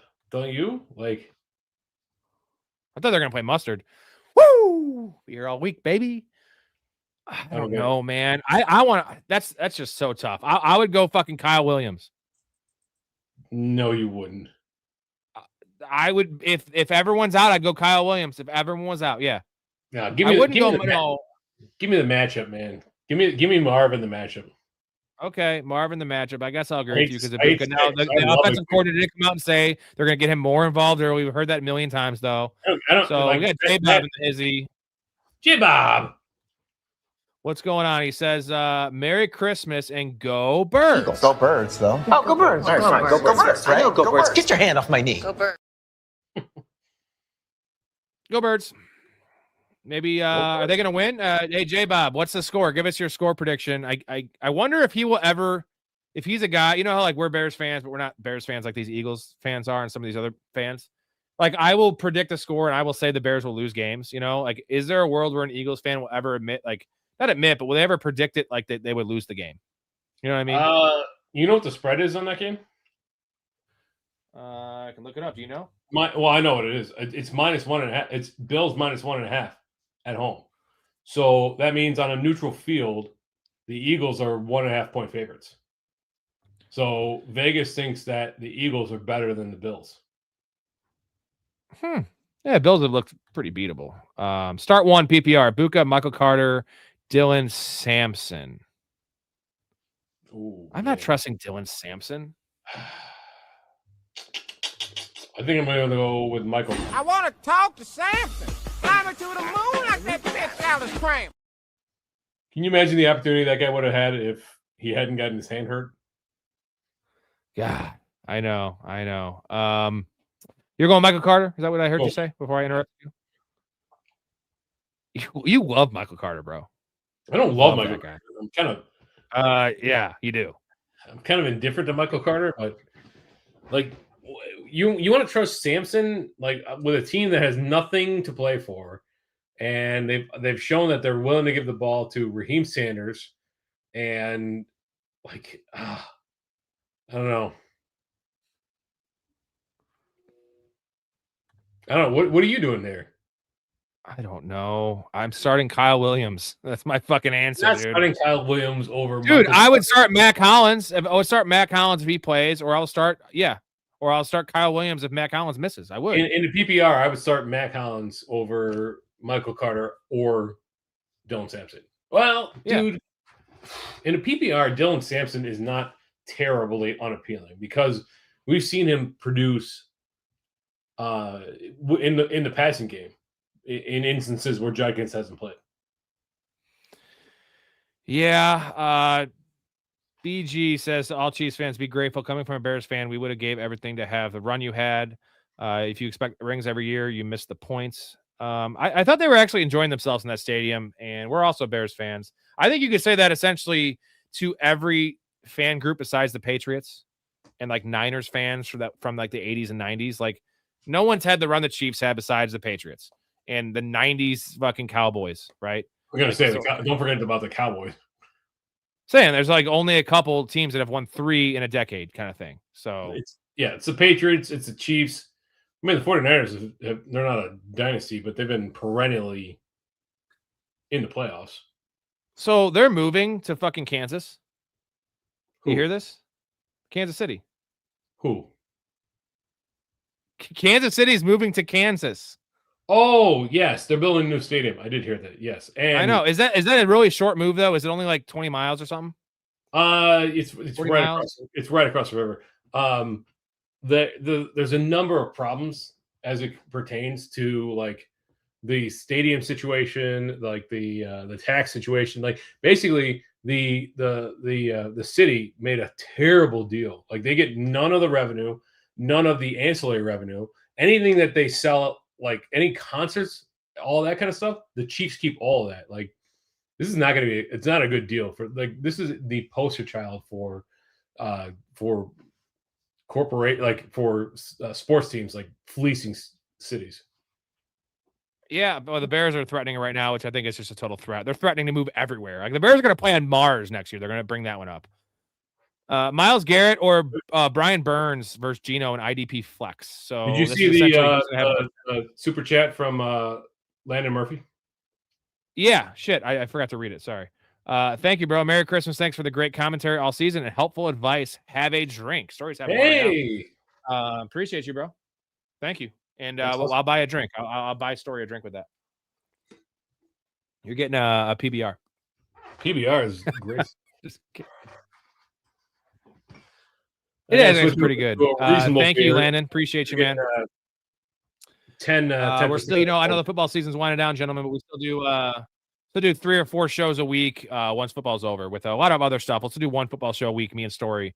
Talk about I have a bunch of good ideas, Story, coming your way. So we can kind of talk about anything. So combine, pro days, draft. Yeah. Well, yeah, I'm talking about even besides that, I want to do still one every week, just talking football. We could talk about, football time machine stuff. Also, there's always news and notes. There's always a lot of shit we can talk about. Talk about where Trevor Henderson's going to be drafted next year. Talk about some dynasty stuff. Myles Garrett or Burns versus Geno and IDP flex. Who's more likely to have sacks? This is all this is. It's because they're both pass rushers. So, dude, I mean, you saw what happened last week. The NFL and like the organizations were dedicated to getting Myles Garrett sacks. So it wouldn't surprise me if they did that again. Like it was. Remember when Sammy Sosa and Mark McGuire were going back and forth, and then Mark McGuire like pulled ahead. And he was like in the upper 60s, and Sammy Sosa was still sitting there like in the low 60s. And the game was like 9-1, and the Cubs were losing. And they throw Sammy Sosa a ton of meatballs. And he fouls shit off left and right. Like that's how it was with Myles Garrett last week. So it would not surprise me if they did that again with Myles Garrett. So it's a long way to say I'm going Myles Garrett this week. Good call. Yeah, I guess that's a nice little narrative, nice little feather in your cap, if you will. Michael, my opponent's playing Justin Herbert. I picked up Tyler Shuck, so he can't have him. See, I like how he spelled Tyler Shuck. That's the way it should fucking be spelled. I'm with the counselor on one of those things. There you go. I'm playing Josh Allen. Yeah, we're playing Josh Allen over Tyler Shuck. We're not going to get that cute. Let's see. Almost says Holocaust. Holy guacamole. In championship guillotine league, I can start any quarterback besides Burrow. What quarterback would you start? Josh Allen. Really? I mean, it's a competitive game, and Josh Allen has the rushing upside. Josh Allen is as good of a bet to score a rushing touchdown as anybody in the league, including Jalen Hurts now, because they are picking up on the false starts on the tush push. So, yeah, give me Josh Allen. Yeah, GT, McMillan, Stevenson, Moore, or Corum. So it's Stevenson if there's no Henderson. Let's say there's Henderson, though. So who do we go? Is it DJ Moore or is it McMillan? Oh, and I think I'm still going Moore. Yeah, okay. I get that. Yeah, what if Luther Burden comes back? Then I'm pivoting to McMillan. There's a lot of ins and outs. It's kind of like a lot. It's like the Colts playoff chances. They have to win 2. They need 3 teams to lose. I don't know if you've seen basketball, but like they're making fun of just like how crazy playoff scenarios are. They're like, if no winner is decided, then the playoff seeding is decided by a 3-man sack race held on consecutive Sundays. You know what's crazy is I heard that the Colts are starting Phillip Rivers again next week, and I'm like, why? Well, like, what possible reason? Could they possibly, because they do have like a 2% chance to make the playoffs. So instead of like letting Riley Leonard, like evaluating him, like they actually have to win. Yeah. Mm-hmm. That's why they're doing it. I couldn't believe that they were actually starting, but that's why they're doing it. So they're fooling themselves anyway, bro. Like they had, without Daniel Jones, even as you know, Storey, I was saying week 7, even with Daniel Jones, I thought they had a very, very low chance to actually compete in the playoffs. They were always a farce to me. And the Phillip Rivers thing, like, dude, you think Phillip Rivers is going to hold up for one? No way he's holding up in the playoffs. Got to win 4 playoff games, including the Super Bowl? No fucking way. So, like, I like Riley Leonard. Now we're not going to see him. And, like, they have Anthony Richardson. Like, what the hell are they doing there? They have a Daniel Jones who I didn't like anyway. Now he's got a fucked up fucking Achilles. And they got to pay him. Well, they traded all the draft capital for Sauce Gardner. They opened up Anthony Richardson's practice window. Did you see that? Yeah, it would be nice to see him playing these games, honestly. Or Riley Leonard, anyone but Phillip Rivers, who's fat as fuck. I hear what you're saying. Like, the Colts organization needs to see what they have in well, they know what they have in Anthony Richardson. They need to see what they have in Riley Leonard. But if they have any semblance of trying to make it to the postseason, they think that Phillip Rivers gives them the best chance to win, which is absurd, but here we are. You called it the postseason. Pretty cool. Season. Did I say season? Yeah. What's funny is that Phillip Rivers made the comment that he's, you know how like people always say in sports, like I've had this happen before, we've overcome, and he said that they had a lower chance one year in San Diego to make the playoffs, and actually they did. Bill Simmons fact checked it during the pod. Yeah, he had like a less than 1% chance one year, and they didn't make it.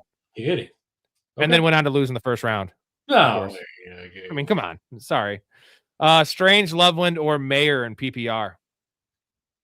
Michael Mayer for me, dog. Strange. Michael Mayer. There's no competition there. Got nothing there. Yeah, I'm going Strange. That's strange. That's odd. I get where you're coming with, but I don't want much to do with that game. No, Michael Mayer's yards are at 28.5. I did bet the over on that one, but what's strange like he's big. I'm guessing not much higher than that, maybe 34.5. Thank you again, Landon. Appreciate you, bro. Landon, appreciate it. Merry Christmas. Those are wide. Oh, GT, I forgot GT's comment. He said Storey, at least here in Texas, they're both under 35 a bottle and awesome. Oh, he's talking about the tequila, right? Yeah. Yeah, that I couldn't pronounce. Hey, GT, what part of Texas are you in? I got friends in Dallas, in the Dallas area. He's all the way down south. All the way south. Like on the border. In Corpus Christi area? I don't remember where, but he's like on the border. He actually lives on the border. Oh, okay. No, like he lives in the restaurant on the border. You ever had that place? Is it good? I never had it. You ever had it?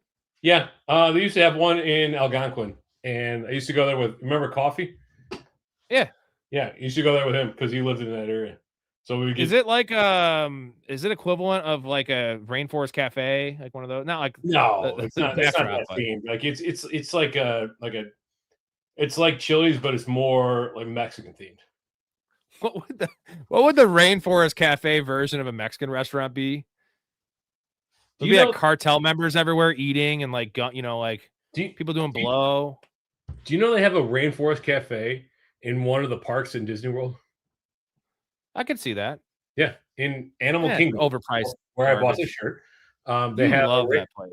I do love that place. They have a Rainforest Cafe in Animal Kingdom. Isn't that crazy? Oh, that is pretty cool. Did you go?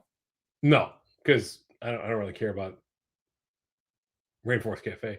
But if you go to like Disney Springs, which is their like dining and shopping district, so not a theme park, like it's all corporate stuff. Like they got a bunch of like, unique restaurants and shopping and everything, but you'll find like a Gucci, Louis Vuitton, and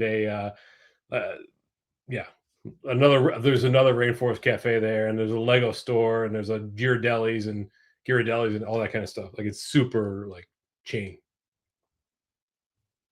Faded. Boys, I have no comment to that.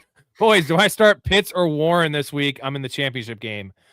I do believe it's Kyle Pitts. It's Pitts. Yeah, I just say it because I'm playing against Pitts this week, but it's Pitts. Yeah, and I will say one thing real quick to all the people that are starting Drake London, go pick up David Sills, because there is an outside chance that Drake London does not suit up for this game. I know he's practicing, but like, who knows? And it's Monday night. Pick him up now before your opponent does. I did that in all the leagues I have London in, because the last thing you want to do is have nothing, right? You have nothing there in your flex. So right, because who are you going to start? Like Colby Parkinson, I guess Ferguson, maybe. Like those are the only realistic options. All right, real quick, I got a shout out to the Patreon members. Appreciate all you guys. A couple of people drop out, a couple new additions as well. Joe Blacko's in there. Love you, Joe Blacko. You get a lot of things though, a lot of things besides just supporting us. Big part of supporting us, but also get it now before the end of the football season. You are grandfathered in for the same price forever. By next year, I'm going to up the price to get in for the bets and all the different tiers just a little bit. So in that case, you don't have to pay more. Get in now. Help support your boys. Still gonna be doing 4 shows a week, gentlemen. 4 shows a week. Here's the betting record. Unfortunately, now we went 0-3 today. So 82-48. That was a rough one. That was bullshit. Stupid record, though. Anyway you stack it. Like, even though you went 0-3, like, it's a stupid record. Yeah.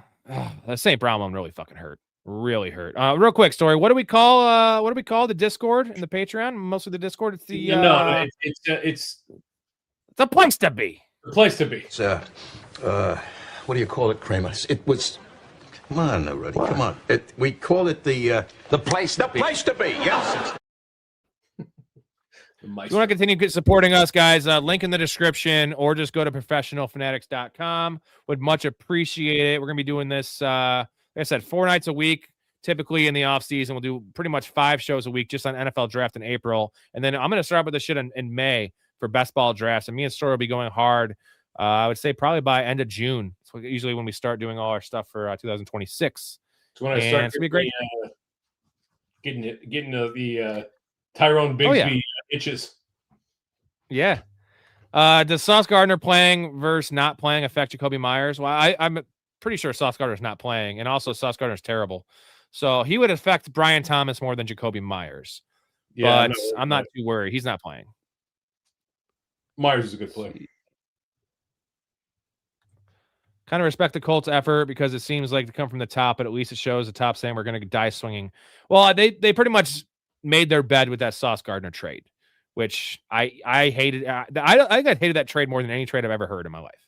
What a bad trade for Sauce Gardner. 2 firsts and Adonai Mitchell, which we all know Adonai Mitchell can play. They took him in the second round. They essentially gave up on a second round talent, which I guess they have, Josh Downs and Alec Pierce, who we love, and Tyler Warren and Michael Pittman. But Michael Pittman's probably gone next year, right? It's a 5th-year player now. They might have signed him. They might have signed him. But what's his dead cap? I don't know. I'm just saying I could see them getting rid. Now they're not going to get rid of him because they don't have Adonai Mitchell. GT, by the way, one of the kickers today at 17 and was kind of fat. I thought for a second it was Old Man Rivers. Mm-hmm. Who was it? Who had 17? That would have been wasn't Aubrey. No. Maybe he's talking about Aubrey. It was Aubrey. He's not fat. Oh, it was the Vikings kicker. It was Will Richard. Oh, Will Reichard. Reichard, yeah, I call him Richard. Olave, Waddle, or Nico. What do you got the info on Pittman? His cap hit is $29 million next year, Pittman. But his dead cap's $5 million. They can get out after this year. They might do that. He's getting old. He's got a lot of injuries. Fada says Olave, Waddle, or Nico. This is the opposite of a Muhammad or McLovin decision here. It's not Waddle for me. It's Nico. It's Nico or Olave. Well, it's Nico or Olave, and man, Olave in full PPR, Nico in half.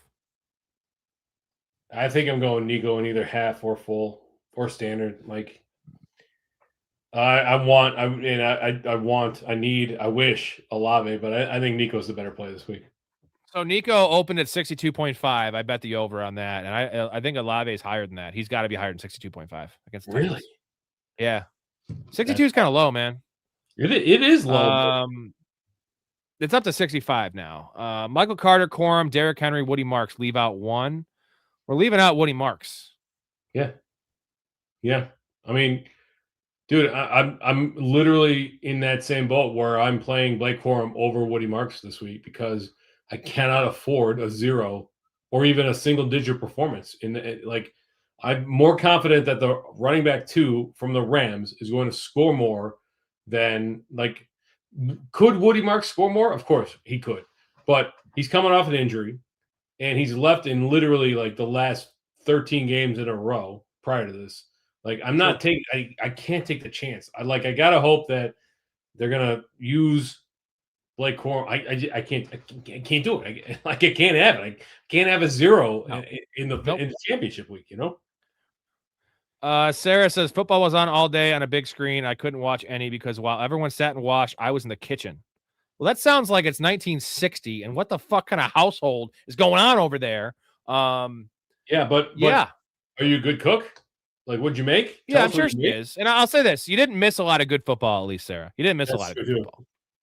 But it's still football nonetheless. So we do apologize for that. Hopefully you made some bomb-ass food. Holy guacamole. 64.5. Nico counts. Yeah, what's Olave at? I'm gonna find probably out. 68.5. I'm guessing 68.5. Receiving prompts 70.5.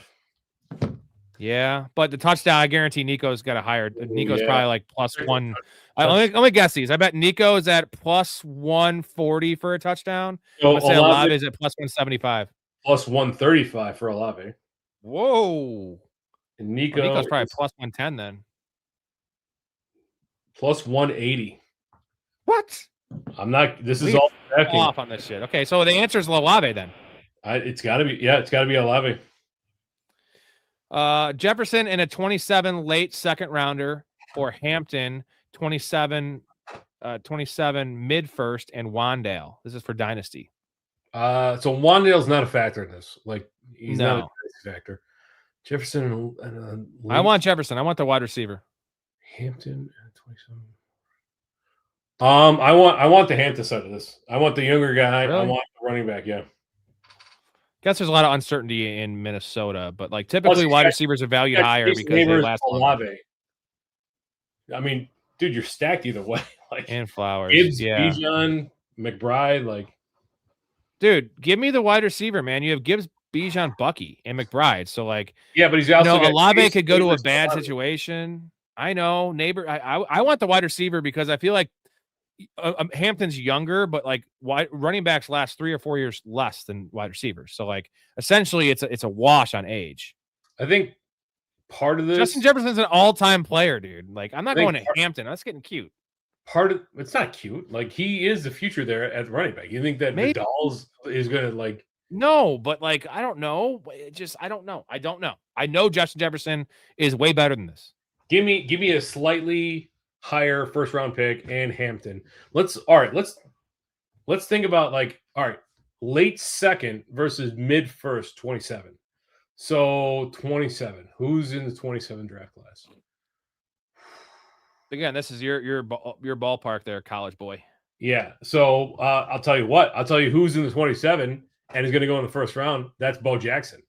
That's your answer right there. That's who you want because you're not getting Bo Jackson in the late second round of the 27 draft class. He recovered from that hip injury? Yes. And now he went back to college. RoboCop, Bo Jackson. GT, if London doesn't start Sills over Stevenson. No, I'm just saying roster Sills and see if London plays. Like only if you have London. Only like that's the only way you're starting Sills. Yeah, and because you're not going to know anything. I'm just thinking if in case London has like a late scratch, right? Because it appears he's playing. It's just worth it to like check your bases. This is week 17. You don't need Tyler Algier. Well, that's a bad example because he plays that game. You don't need I was gonna say Blake Corum also plays in that game. You don't need a fucking backup running back that you're not going to start. You don't need Wan'Dale Robinson in your roster if you're not starting him. You don't need a second defense. So GT, do you have London on your roster? Like, yeah, he does. I'm assuming he does. So we're not doing that. We're just going to start London, but I would maybe start Stevenson over London if there's no. I would just start Stevenson over London. I hate to admit it, but I would too. No, I know. I think Stevenson is a smash. Yeah. Like to me, he's a top 8 play this week. Ooh, hot take. If Pittman is out, who do the Colts trade for on the or free agent? Well, not trading for anyone because they already blew their load on multiple trades. So they would probably just roll with Downs, Pittman, and draft some fucking bum because they have Tyler Warren, who's going to be the number 2 option there. Yeah, it would be nice to see really Tyler fucked Warren. Up. They really fucked up by this trade, man. Like I hate it at the moment, and it's getting worse and worse and worse and worse. You know what it's kind of like? It's similar to how bad, the Atlanta trade. I hated it when they made that trade up for the defensive end. Yeah, it was bad because they weren't going to win the Super Bowl this year, and now they lost Michael Penix. Now they're having, luckily they're winning a couple games now, but they're going to have a top 15 pick that they're giving away. It just keeps on getting worse and worse and worse. And Adonai Mitchell's awesome. It's getting worse and worse and worse. Faded. Nico got to play the Chargers secondary, though. Yeah, but they just got torched by George Pickens last week. Don't forget that. Yeah. George Pickens at 120 yards, and they play similar positions. They're both X receivers. So, yeah, I think Chris Olave is the play, though. We just went through the numbers. Like the fact that Chris Olave has a better chance for a touchdown from Vegas than Nico, that's why you start 135 versus plus 180, and he's got higher yardage. Like, I have officially changed my mind on that. I was Nico, but now I'm Olave. This is an interesting one. Jacobs or Bucky? Oh, it's not. Bucky's been gross. I'm playing the healthy guy. It's not injured. Like it's all his injuries. So when he means his injuries, he means Jacobs, right? Yeah, he's talking about Jacobs. Bucky. The problem with Bucky is it's just that Sean Tucker played 5 snaps last week, and they were all 5 on the fucking goal line. Dude, over the last 2 weeks, Bucky Irving, the Buccaneers have had, I think, 10 plays inside the 10 zone, and Bucky's been on none of those snaps. He comes off the field. Rashad White is on the field a lot. This is a 3-way committee, and Bucky is their between the 20s guy. He's still getting some passing down work, but this is not the role that he had at the beginning of the year. Now, does that change because the Bucs are in desperation mode and they need to win in order to make the playoffs? right? Because that's the one NFC team that isn't situated. Is the right here the two advantages right now? Story is Bucky is a good player. He looks like he's healthy again, healthy-ish, and he can score from outside of the goal line. Now that sucks to rely on that, and also they're playing the Dolphins. So those are the two things. Like Dolphins versus Raiders, give me Bucky. Talents in terms of health and talent, give me Bucky. Now Josh Jacobs might have 2 1-yard touchdowns in this game, make you seem dumb, but like you play this game out 10 times both ways. I feel like Bucky's going to outscore Josh Jacobs in 7 of them. Yeah, we're going to go Bucky. I'm gonna run it back with Bucky. This is terrible. Like this is such a sucky thing. But I think the Buccaneers need to figure this out. And it's not Rachaad White, it's not Sean Tucker. Like I hate going through the motivations thing. Like it's a crutch argument. It's an opinion, but literally the Buccaneers lose this game, they're out of the playoffs essentially. The Packers don't have anything to play for. Like, really don't have anything to play for. So, like, and Jacobs is hurt and Bucky's healthy. Like, and so all those things. What does it matter if like you give Bucky Irving the carry from the 5-yard line and the off chance he gets hurt? Like, I'm not sure why Todd Bowles has relegated to Bucky as a between the tackles grinder. It's a weird situation, but I have to think that. They're going to have to go balls out. Like we saw what Bucky Irving did in the first 3 weeks of the season. Hell, that week in late September where he just went absolutely bananas, and the right before he got hurt. Now, this is that was the game against the Eagles. He had 30 touches, dude.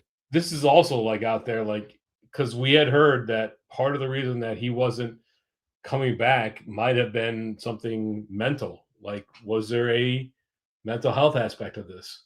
And is that still kind of nagging? I don't know. I don't know. Well, shouldn't they not take him off the field in the goal line? That's not going to help his mental health issues. Like, you can start with confidence. Like, you know what I mean? Like, give the guy the fucking ball. Let him score a touchdown or 2. Get his fucking confidence up. I mean, his first week back, like he scored a touchdown and got called back on a holding penalty. And then he scored a touchdown later in the game. And you're like, great, Bucky Irving's back. And then the last 2 weeks, it's like he comes off the field literally every time they're inside the 10-yard line. I don't understand. I don't understand it. I don't know what to do. Bottom line, I'm going like we've talked to this for far too long, but Muskie, I'm going with Bucky Irving. Like, give me the chance that he's a full-time player. I don't believe that the Packers are going to give Jacobs a full workload right now.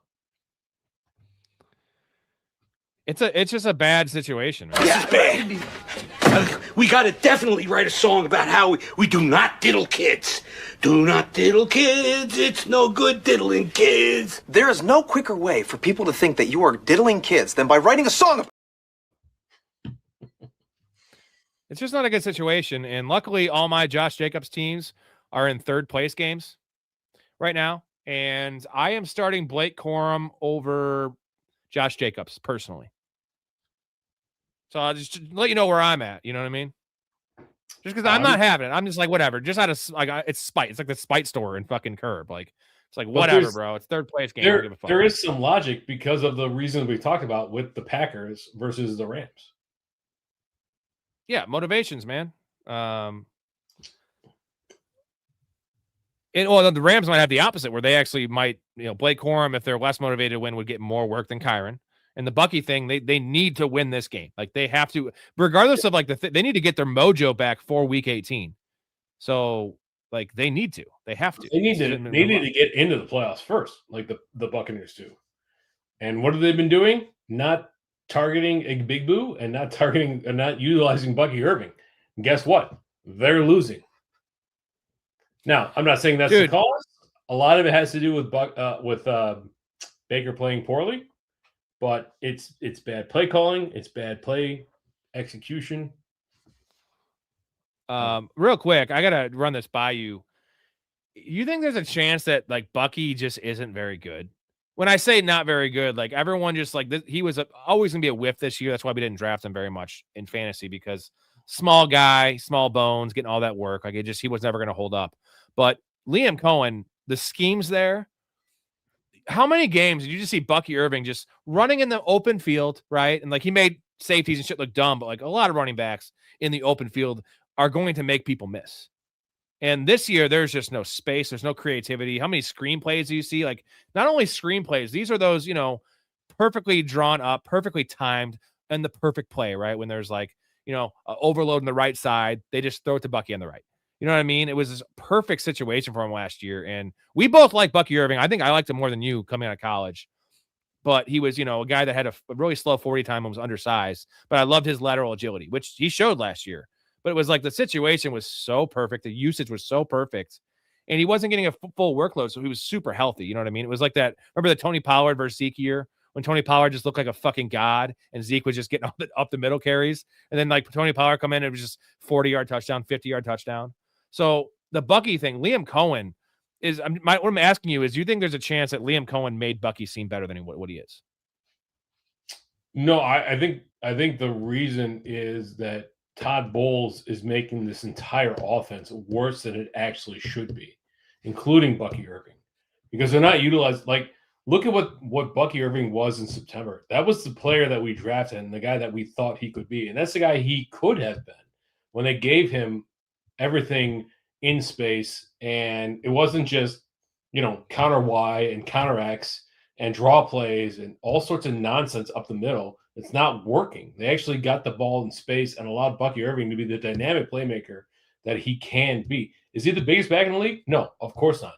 But the dude has a nose for the end zone, and he proved that he can handle a workload. He proved that. And we're dealing with this wicked three-man committee. I'm not ready to write off Bucky Irving. I think Todd Bowles is garbage. Garbage as a coach. Garbage. He's gone. Yeah. So I don't like. I think this is the Liam Cohen that I was high on in August, and I know it took a little while to gel, and that's one of the things that we're going to talk about is like how long new offenses take to get into place. But like when it comes to the Buccaneers, this is just bad coaching dragging down this entire team. In addition to Baker playing poorly. I shout out Michael Hart. Sorry, go ahead. Sorry. No, shout out to Michael Hart. Merry Christmas, everyone. Yeah. We had a good Christmas. I'm sick. Storey's drunk. It's a weird combination.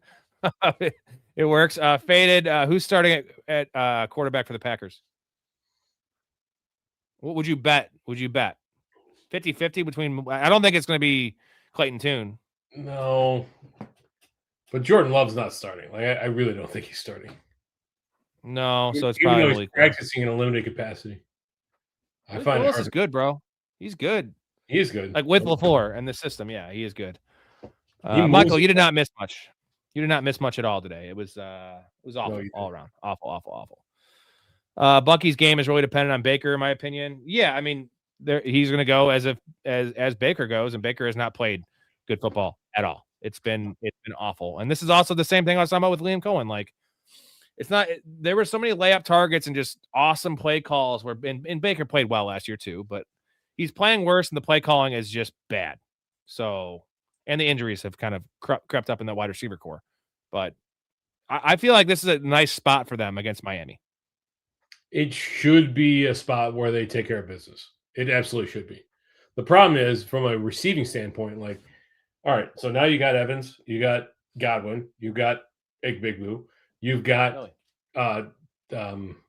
Tez Johnson, who's still part of this game plan, and you've got McMillan, who's playing now, who, like, neck injury beginning of the year, guy was out for 12 weeks, all of a sudden he's back in.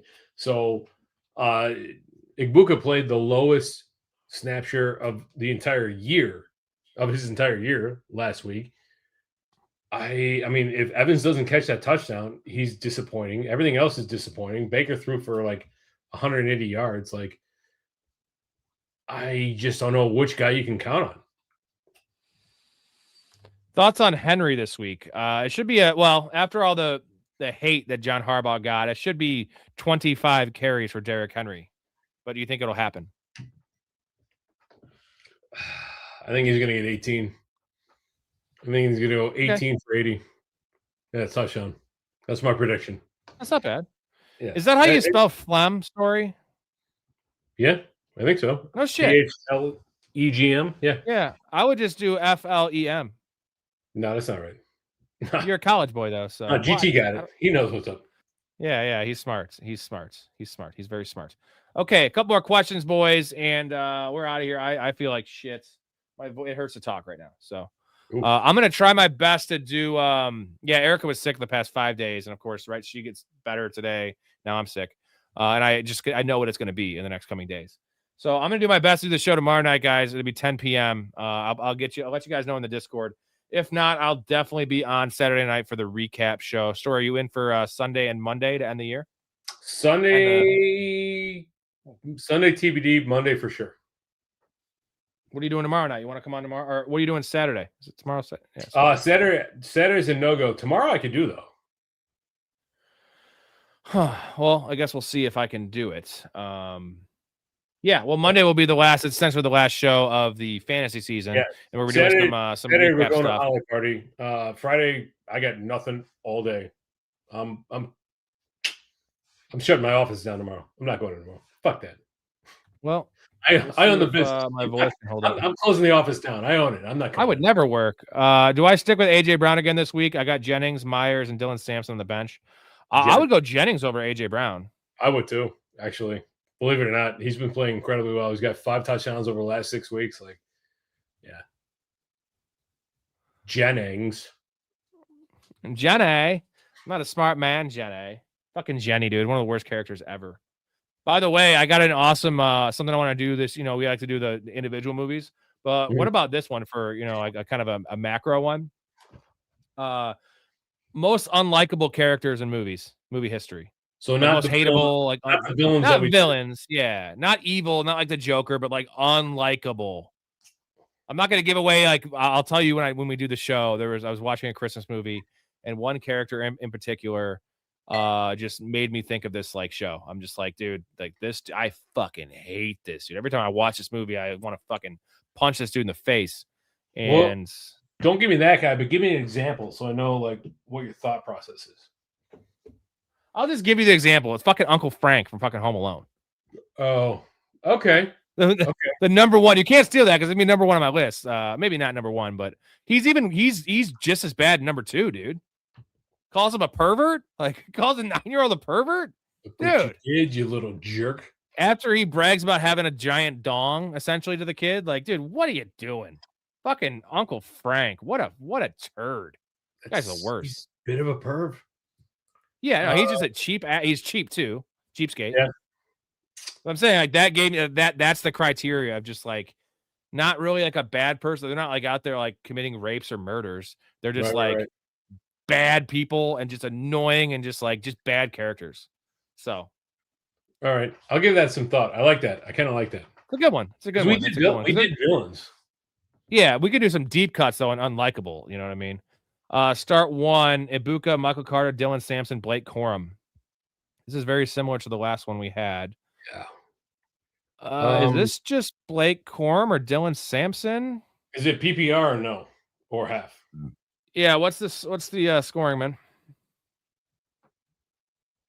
I got a tough time starting Dylan Sampson. GT took this very literally. He said Venom in Spider-Man 3, dude from that 70s show. So he's talking about Danny Masterson, who's in jail for essentially date raping. But we're not talking about the act. So essentially, if that's the question, it would be every Kevin Spacey character, or you know what I mean, guys like that. So that's not quite that. It could be O.J. Simpson in The Naked Gun. It's about the movie character, not the actual actor. And just so you know, Danny Masterson, there's not a lot of evidence in that one. I'm not trying to victim blame or anything, but there's only 3 women, by the way. I don't know if you know the Danny Masterson case story, but. Dude's in jail for 20 years, though. Oh, no. He's in jail for 35 years. Yeah. But I'm just saying, dude, Bill Cosby's out of jail. You know that, right? Yeah. Bill Cosby was released. I can't believe OJ got released twice and then he died. No, yes. OJ, too. I'm saying Bill Cosby had 35 women or whatever it was come forward. They also, he actually admitted it. He had OJ, or not OJ admitted it actually, too, but Cosby admitted to doing it, right? He admitted to it, and they gave him 16 years. Danny Masterson, one of them was his girlfriend. It was 3 girls that just obviously wanted money too, and he's in jail now for 35 years to life for like three girls. There's no evidence at all. I'm just saying there's zero evidence. Like Bill Cosby, it was so long there was also like 40 women. That enough is evidence for me. 40 is like smoke when there's fire. That was a goddamn like forest fire. Wild. Got a super chat from Mean Moo. Yeah. It's Mean Muffin or Mean Muggin. Also that actually fits into the clip here because it's you. It's McMuffin. It's between that and Muhammad. Why the fuck would it be between that and Muhammad? Why don't you just pick a common name like a normal person? Muhammad is the most commonly used name on earth. Read a fucking book for one. Hey, let me get up and I'll give you guys the full tour. Oh, honey, careful. Your boner. What do you want me to do? Cut it off? I love Road Trip. No, we've been coming here for 20 years. Sir, we've only been open 8 years, sir. Hey, we owe a beer chug before we get off. That's why I brought these. Drink? Look at that. Look at that. That's why I brought these. Thank you. Oh, I probably shouldn't be doing this, but whatever. Might help my throat, you know. Yeah, well. Ooh, what most unlikable character was Bloom and Troy. So we already got people in the chat talking this up. I think one of the answers would be Gladiator, right? Maximus? Maximus Doridius? Yeah, that might be the most like because he like literally like threatens to kill his nephew and like wants to bang his sister. You're talking about Joaquin Phoenix's character? Or? Yeah, what's his character? That's not Maximus. That's Russell Crowe. He's the Emperor, or whatever his name is. Dude, the movie. You know what I'm talking about. Oh god, the one with Brad Pitt. Is that who GC's talking about? Yeah. Talking about Orlando Bloom in that movie. I'm not familiar with it. I mean, I've seen it just because I've seen a lot of Brad Pitt shit, but I just don't know. It's been like 15 years. That'd be funny if he's like, it was only out. The movie's only been out 12 years. We've only been open 20 years. Commodus, my bad. Maximus Commodus. Yeah, but dude, like that's not unlikable. He's straight up evil. Like he's a bad dude. I'd have to rewatch. But he mixes that with the evil with like killing Russell Crowe's family, all that shit. Like it's one thing, but like, well, the length he's going with his sister is like unlikable too. Okay, like okay, well, I guess you gotta get a point. I think it's evil too. Yeah, it's evil and unlikable. There's some evil people that are likable. Story. I get it. But you got to delineate. I'm on record saying Jeffrey Dahmer is a really nice serial killer. You know, he treated his victims with respect. Kept their bodies around. I guess. No, I'm comparing him to John Wayne Gacy, who's like much more evil, dude. I'm trying to delineate between guys who are like straight up evil, like the warden in Shawshank Redemption. That dude's straight evil. He's an asshole. Like he is a corrupt, unethical asshole, right? But he's not he is unlikable too, but he's not like an Uncle Frank unlikable. We got to find guys that like he's part of the regular movie, but he's not like a villain. Like the warden is a villain. Like Clancy Brown's character in Shawshank Redemption, he's a villain, right? Like Commodus is a villain. You know what I'm saying? Right. So like my example of Uncle Frank is perfect because he's not. He actually is kind of the villain of the movie, but he's just an ass. Are you ready, Chug? Oh boy. Ew. Ooh. Michael, benching Kyle Pitts for Ferguson is insane for your guy in your league. That's just silliness. Hetzer started JMO tonight and got fucked. My championship game is in jeopardy now. Well, you had to start JMO. He was a must start. I mean, I was against him in a lot of leagues. I started him in the league I had him in too. Prediction: Jags secure the AFC South this weekend. Chargers beat Texans. Jags beat Colts. The Colts have a sneak. Yeah, I mean, I'm not sold on the Texans. Like, there's a lot of flaws in their game.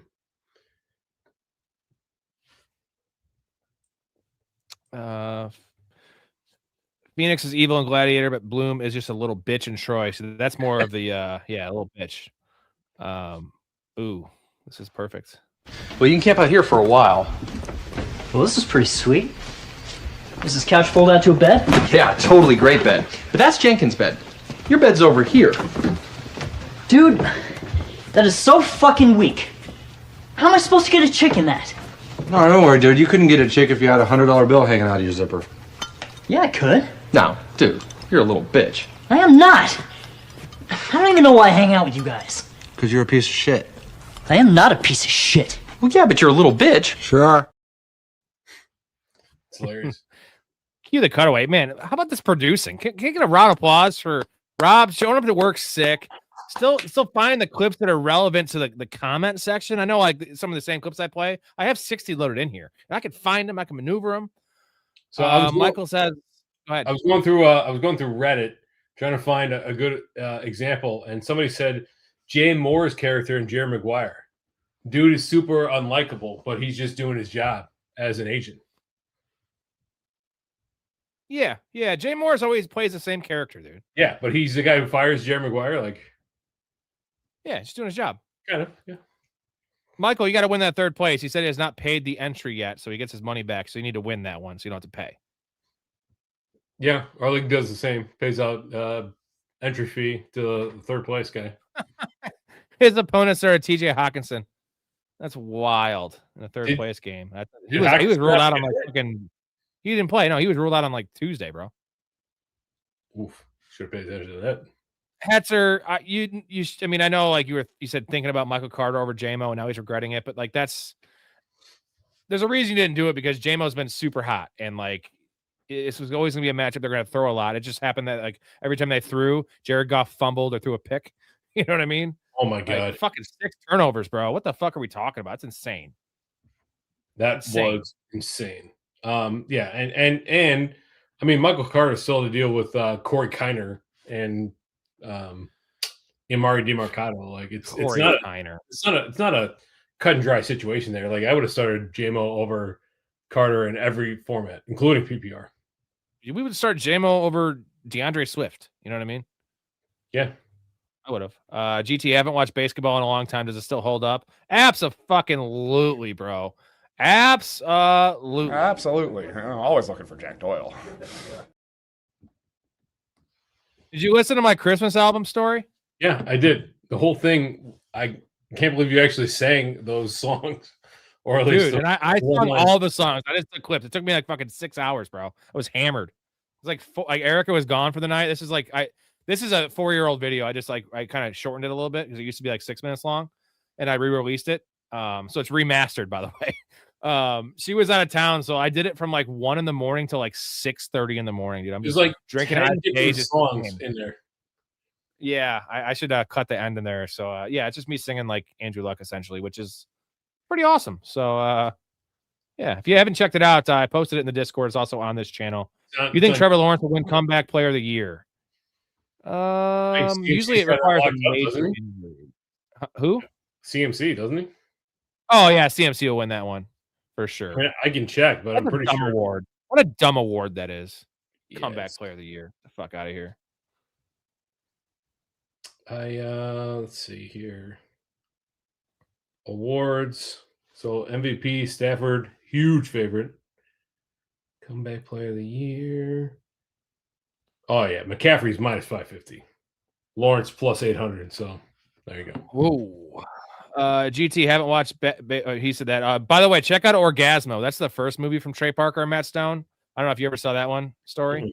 Pretty great. It's they love like the making fun of Mormons. So essentially, they're Mormons that moved to LA, like looking for a job, and like Trey ends up doing porn, and it's fucking hilarious, dude. It's really out there. It's like pretty raw. It's like really early days. I put Bad Words on my 2 watch list. Definitely, you're gonna love that one. JC Smooth, can't believe 49ers have a chance to get the 1 seed. Neither can I. All those injuries, fucking wild, man. Kyle Shanahan, that's one of your favorite coaches. Yeah. Ooh, this is a good one, bro. The douchebag asshole. I love it because I'm the douchebag asshole in Green Mile. I've never seen Green Mile. I can't think of the actor. Oh man, check that. It's really long. It's really long. It's like 3 hours long. What? But yeah, Michael Clark Duncan is awesome, and then obviously Tom Hanks. Tom Hanks, yeah. It's got the sniper. I always forget his name. I love this actor. He's the one that played Saving Private Ryan, right? Yeah. I know the actor you're talking about. He played Roger Maris too. I fucking love this guy. I can't believe he wasn't bigger. His name Barry Pepper, dude. Love fucking Barry Pepper. He's in that. He's got a good character. But there's a piece of shit. I'll give you the name here of this guy. He's always usually an asshole. It's the guy that plays Squeeze, the episode Squeeze, the 3-part X-Files episode. The guy that squeezes through the shit early on. Yes. His face. It's that actor. So, by the way, that's one of my favorite X-Files episodes ever, dude. Huh. His name is Doug Hutchinson. Doug Hutchinson. It's this dude. See, can you see him? There, this guy. Yes. Yeah, Squeeze, dude. That's what his picture is for his acting, dude. It's fucking. When you click on his name, Doug Hutchinson, the first picture that comes up is him making that face for the Squeeze episode. Look at this, dude. Can you believe that that's his picture? That is hilarious, dude. That sucks for him. Oh yeah. He essentially just plays like he's a prison guard too. Like they're all prison guards. He's like an entitled one that his dad like owns the prison or some shit, or his dad's like the governor, and he's just an ass. Dude, that's how I know him. He's in A Time to Kill. That's how I know that dude. Okay. Yes. He's one of the Hicks in Time to Kill. And he's in Con Air. Dude, he always plays a fucking asshole. No. And yep. Okay. I know this guy is. Oh yeah, and he's in 24. I know this guy. Yeah. GT says, Rob, your eyes are closed. Go to sleep. And yes, Jay is always unliked, but a good actor. Yeah, I'm not feeling great, but you know what? I'll do a couple more minutes while I finish the comments. I don't leave until the comments are finished. That's what we do around here, guys. Let's see. Be the redhead who did Phoenix. You guys think the 49ers can make the redhead Phoenix? Talking about like X-Men Phoenix, or who's talking about?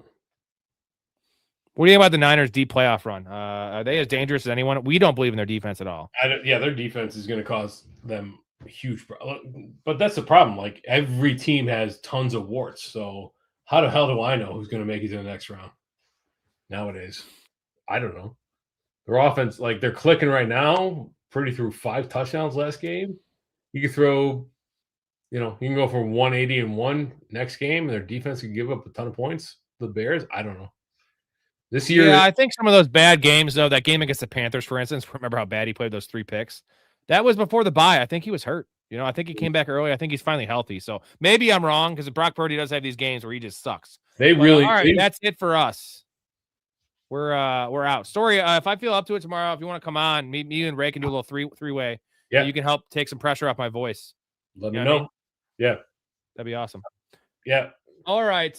Merry Christmas, everybody. Thank you guys. Merry Christmas. Merry Christmas. Everything you wanted. Rob, you get anything sweet for Christmas? Dude, I got these fucking pants. I don't know if you can see these. Hold on. See if you can see these fucking things. I got it. If you're not wearing pants. Look at these pants, dude. It's all me and Erica. Pictures of me and Erica. Oh, nice. It's like a collage, dude. I thought there weren't going to be pants down there. I was going to be like, let me show you my pants. It's my dick. Yeah, I got some other stuff. It's pretty cool. I got her a Joe Burrow jersey. So now I get to bang her in a Joe Burrow jersey. She loves Joe Burrow, dude. So she loves. Now you get to pretend that she's Joe Burrow. Yeah, she also bought herself an entire. So she's a Lions fan and a Bengals fan, which is funny. Like she bought herself like a little whole like sweatsuit kind of thing of Lions stuff to watch for the game today, which was bad timing because now they're out. But she loves Dan Campbell. So man, my wife is a Eagles fan and a Bills fan, and I hate those teams. I hate them. Oh well, they're successful, but all right, Storey. Thank you. Merry Christmas, my dude. Thanks for coming on. Thank you to the chat. Thank you for the couple of donations. Mark, shout out Mark, #1 super fan. Landon, shout you out, buddy. Appreciate you. J Bob, GT, as always. You guys are awesome. Blake, shout out Blake, media manager. Everyone, hopefully you had a great Christmas. We'll see you tomorrow night. And then there's only, if we do tomorrow night, there's Friday, there's Saturday, there's Sunday, and Monday. 4 more shows for this fantasy season, right? Monday will be like a recap show. And then we'll still do 1 or 2 per week on football. Talk about some dynasty stuff, whatever the hell you guys want to talk about, as well as movie stuff. We're going to do a whole Seinfeld month, or maybe 2 months on Seinfeld. Go through season by season. I think next year we got to do Curb. We'll do Seinfeld this year, then Curb next year. So as this season's over, I'm going to start watching it. So Hell yeah. All right. Thank you, Storey. right. You guys are awesome. I'll Later, talk to bro. you guys in Discord. I'll Love let you, you man. guys know when we're doing it. Love your life. Stay positive. Respect each other. Merry Christmas. We're out of here.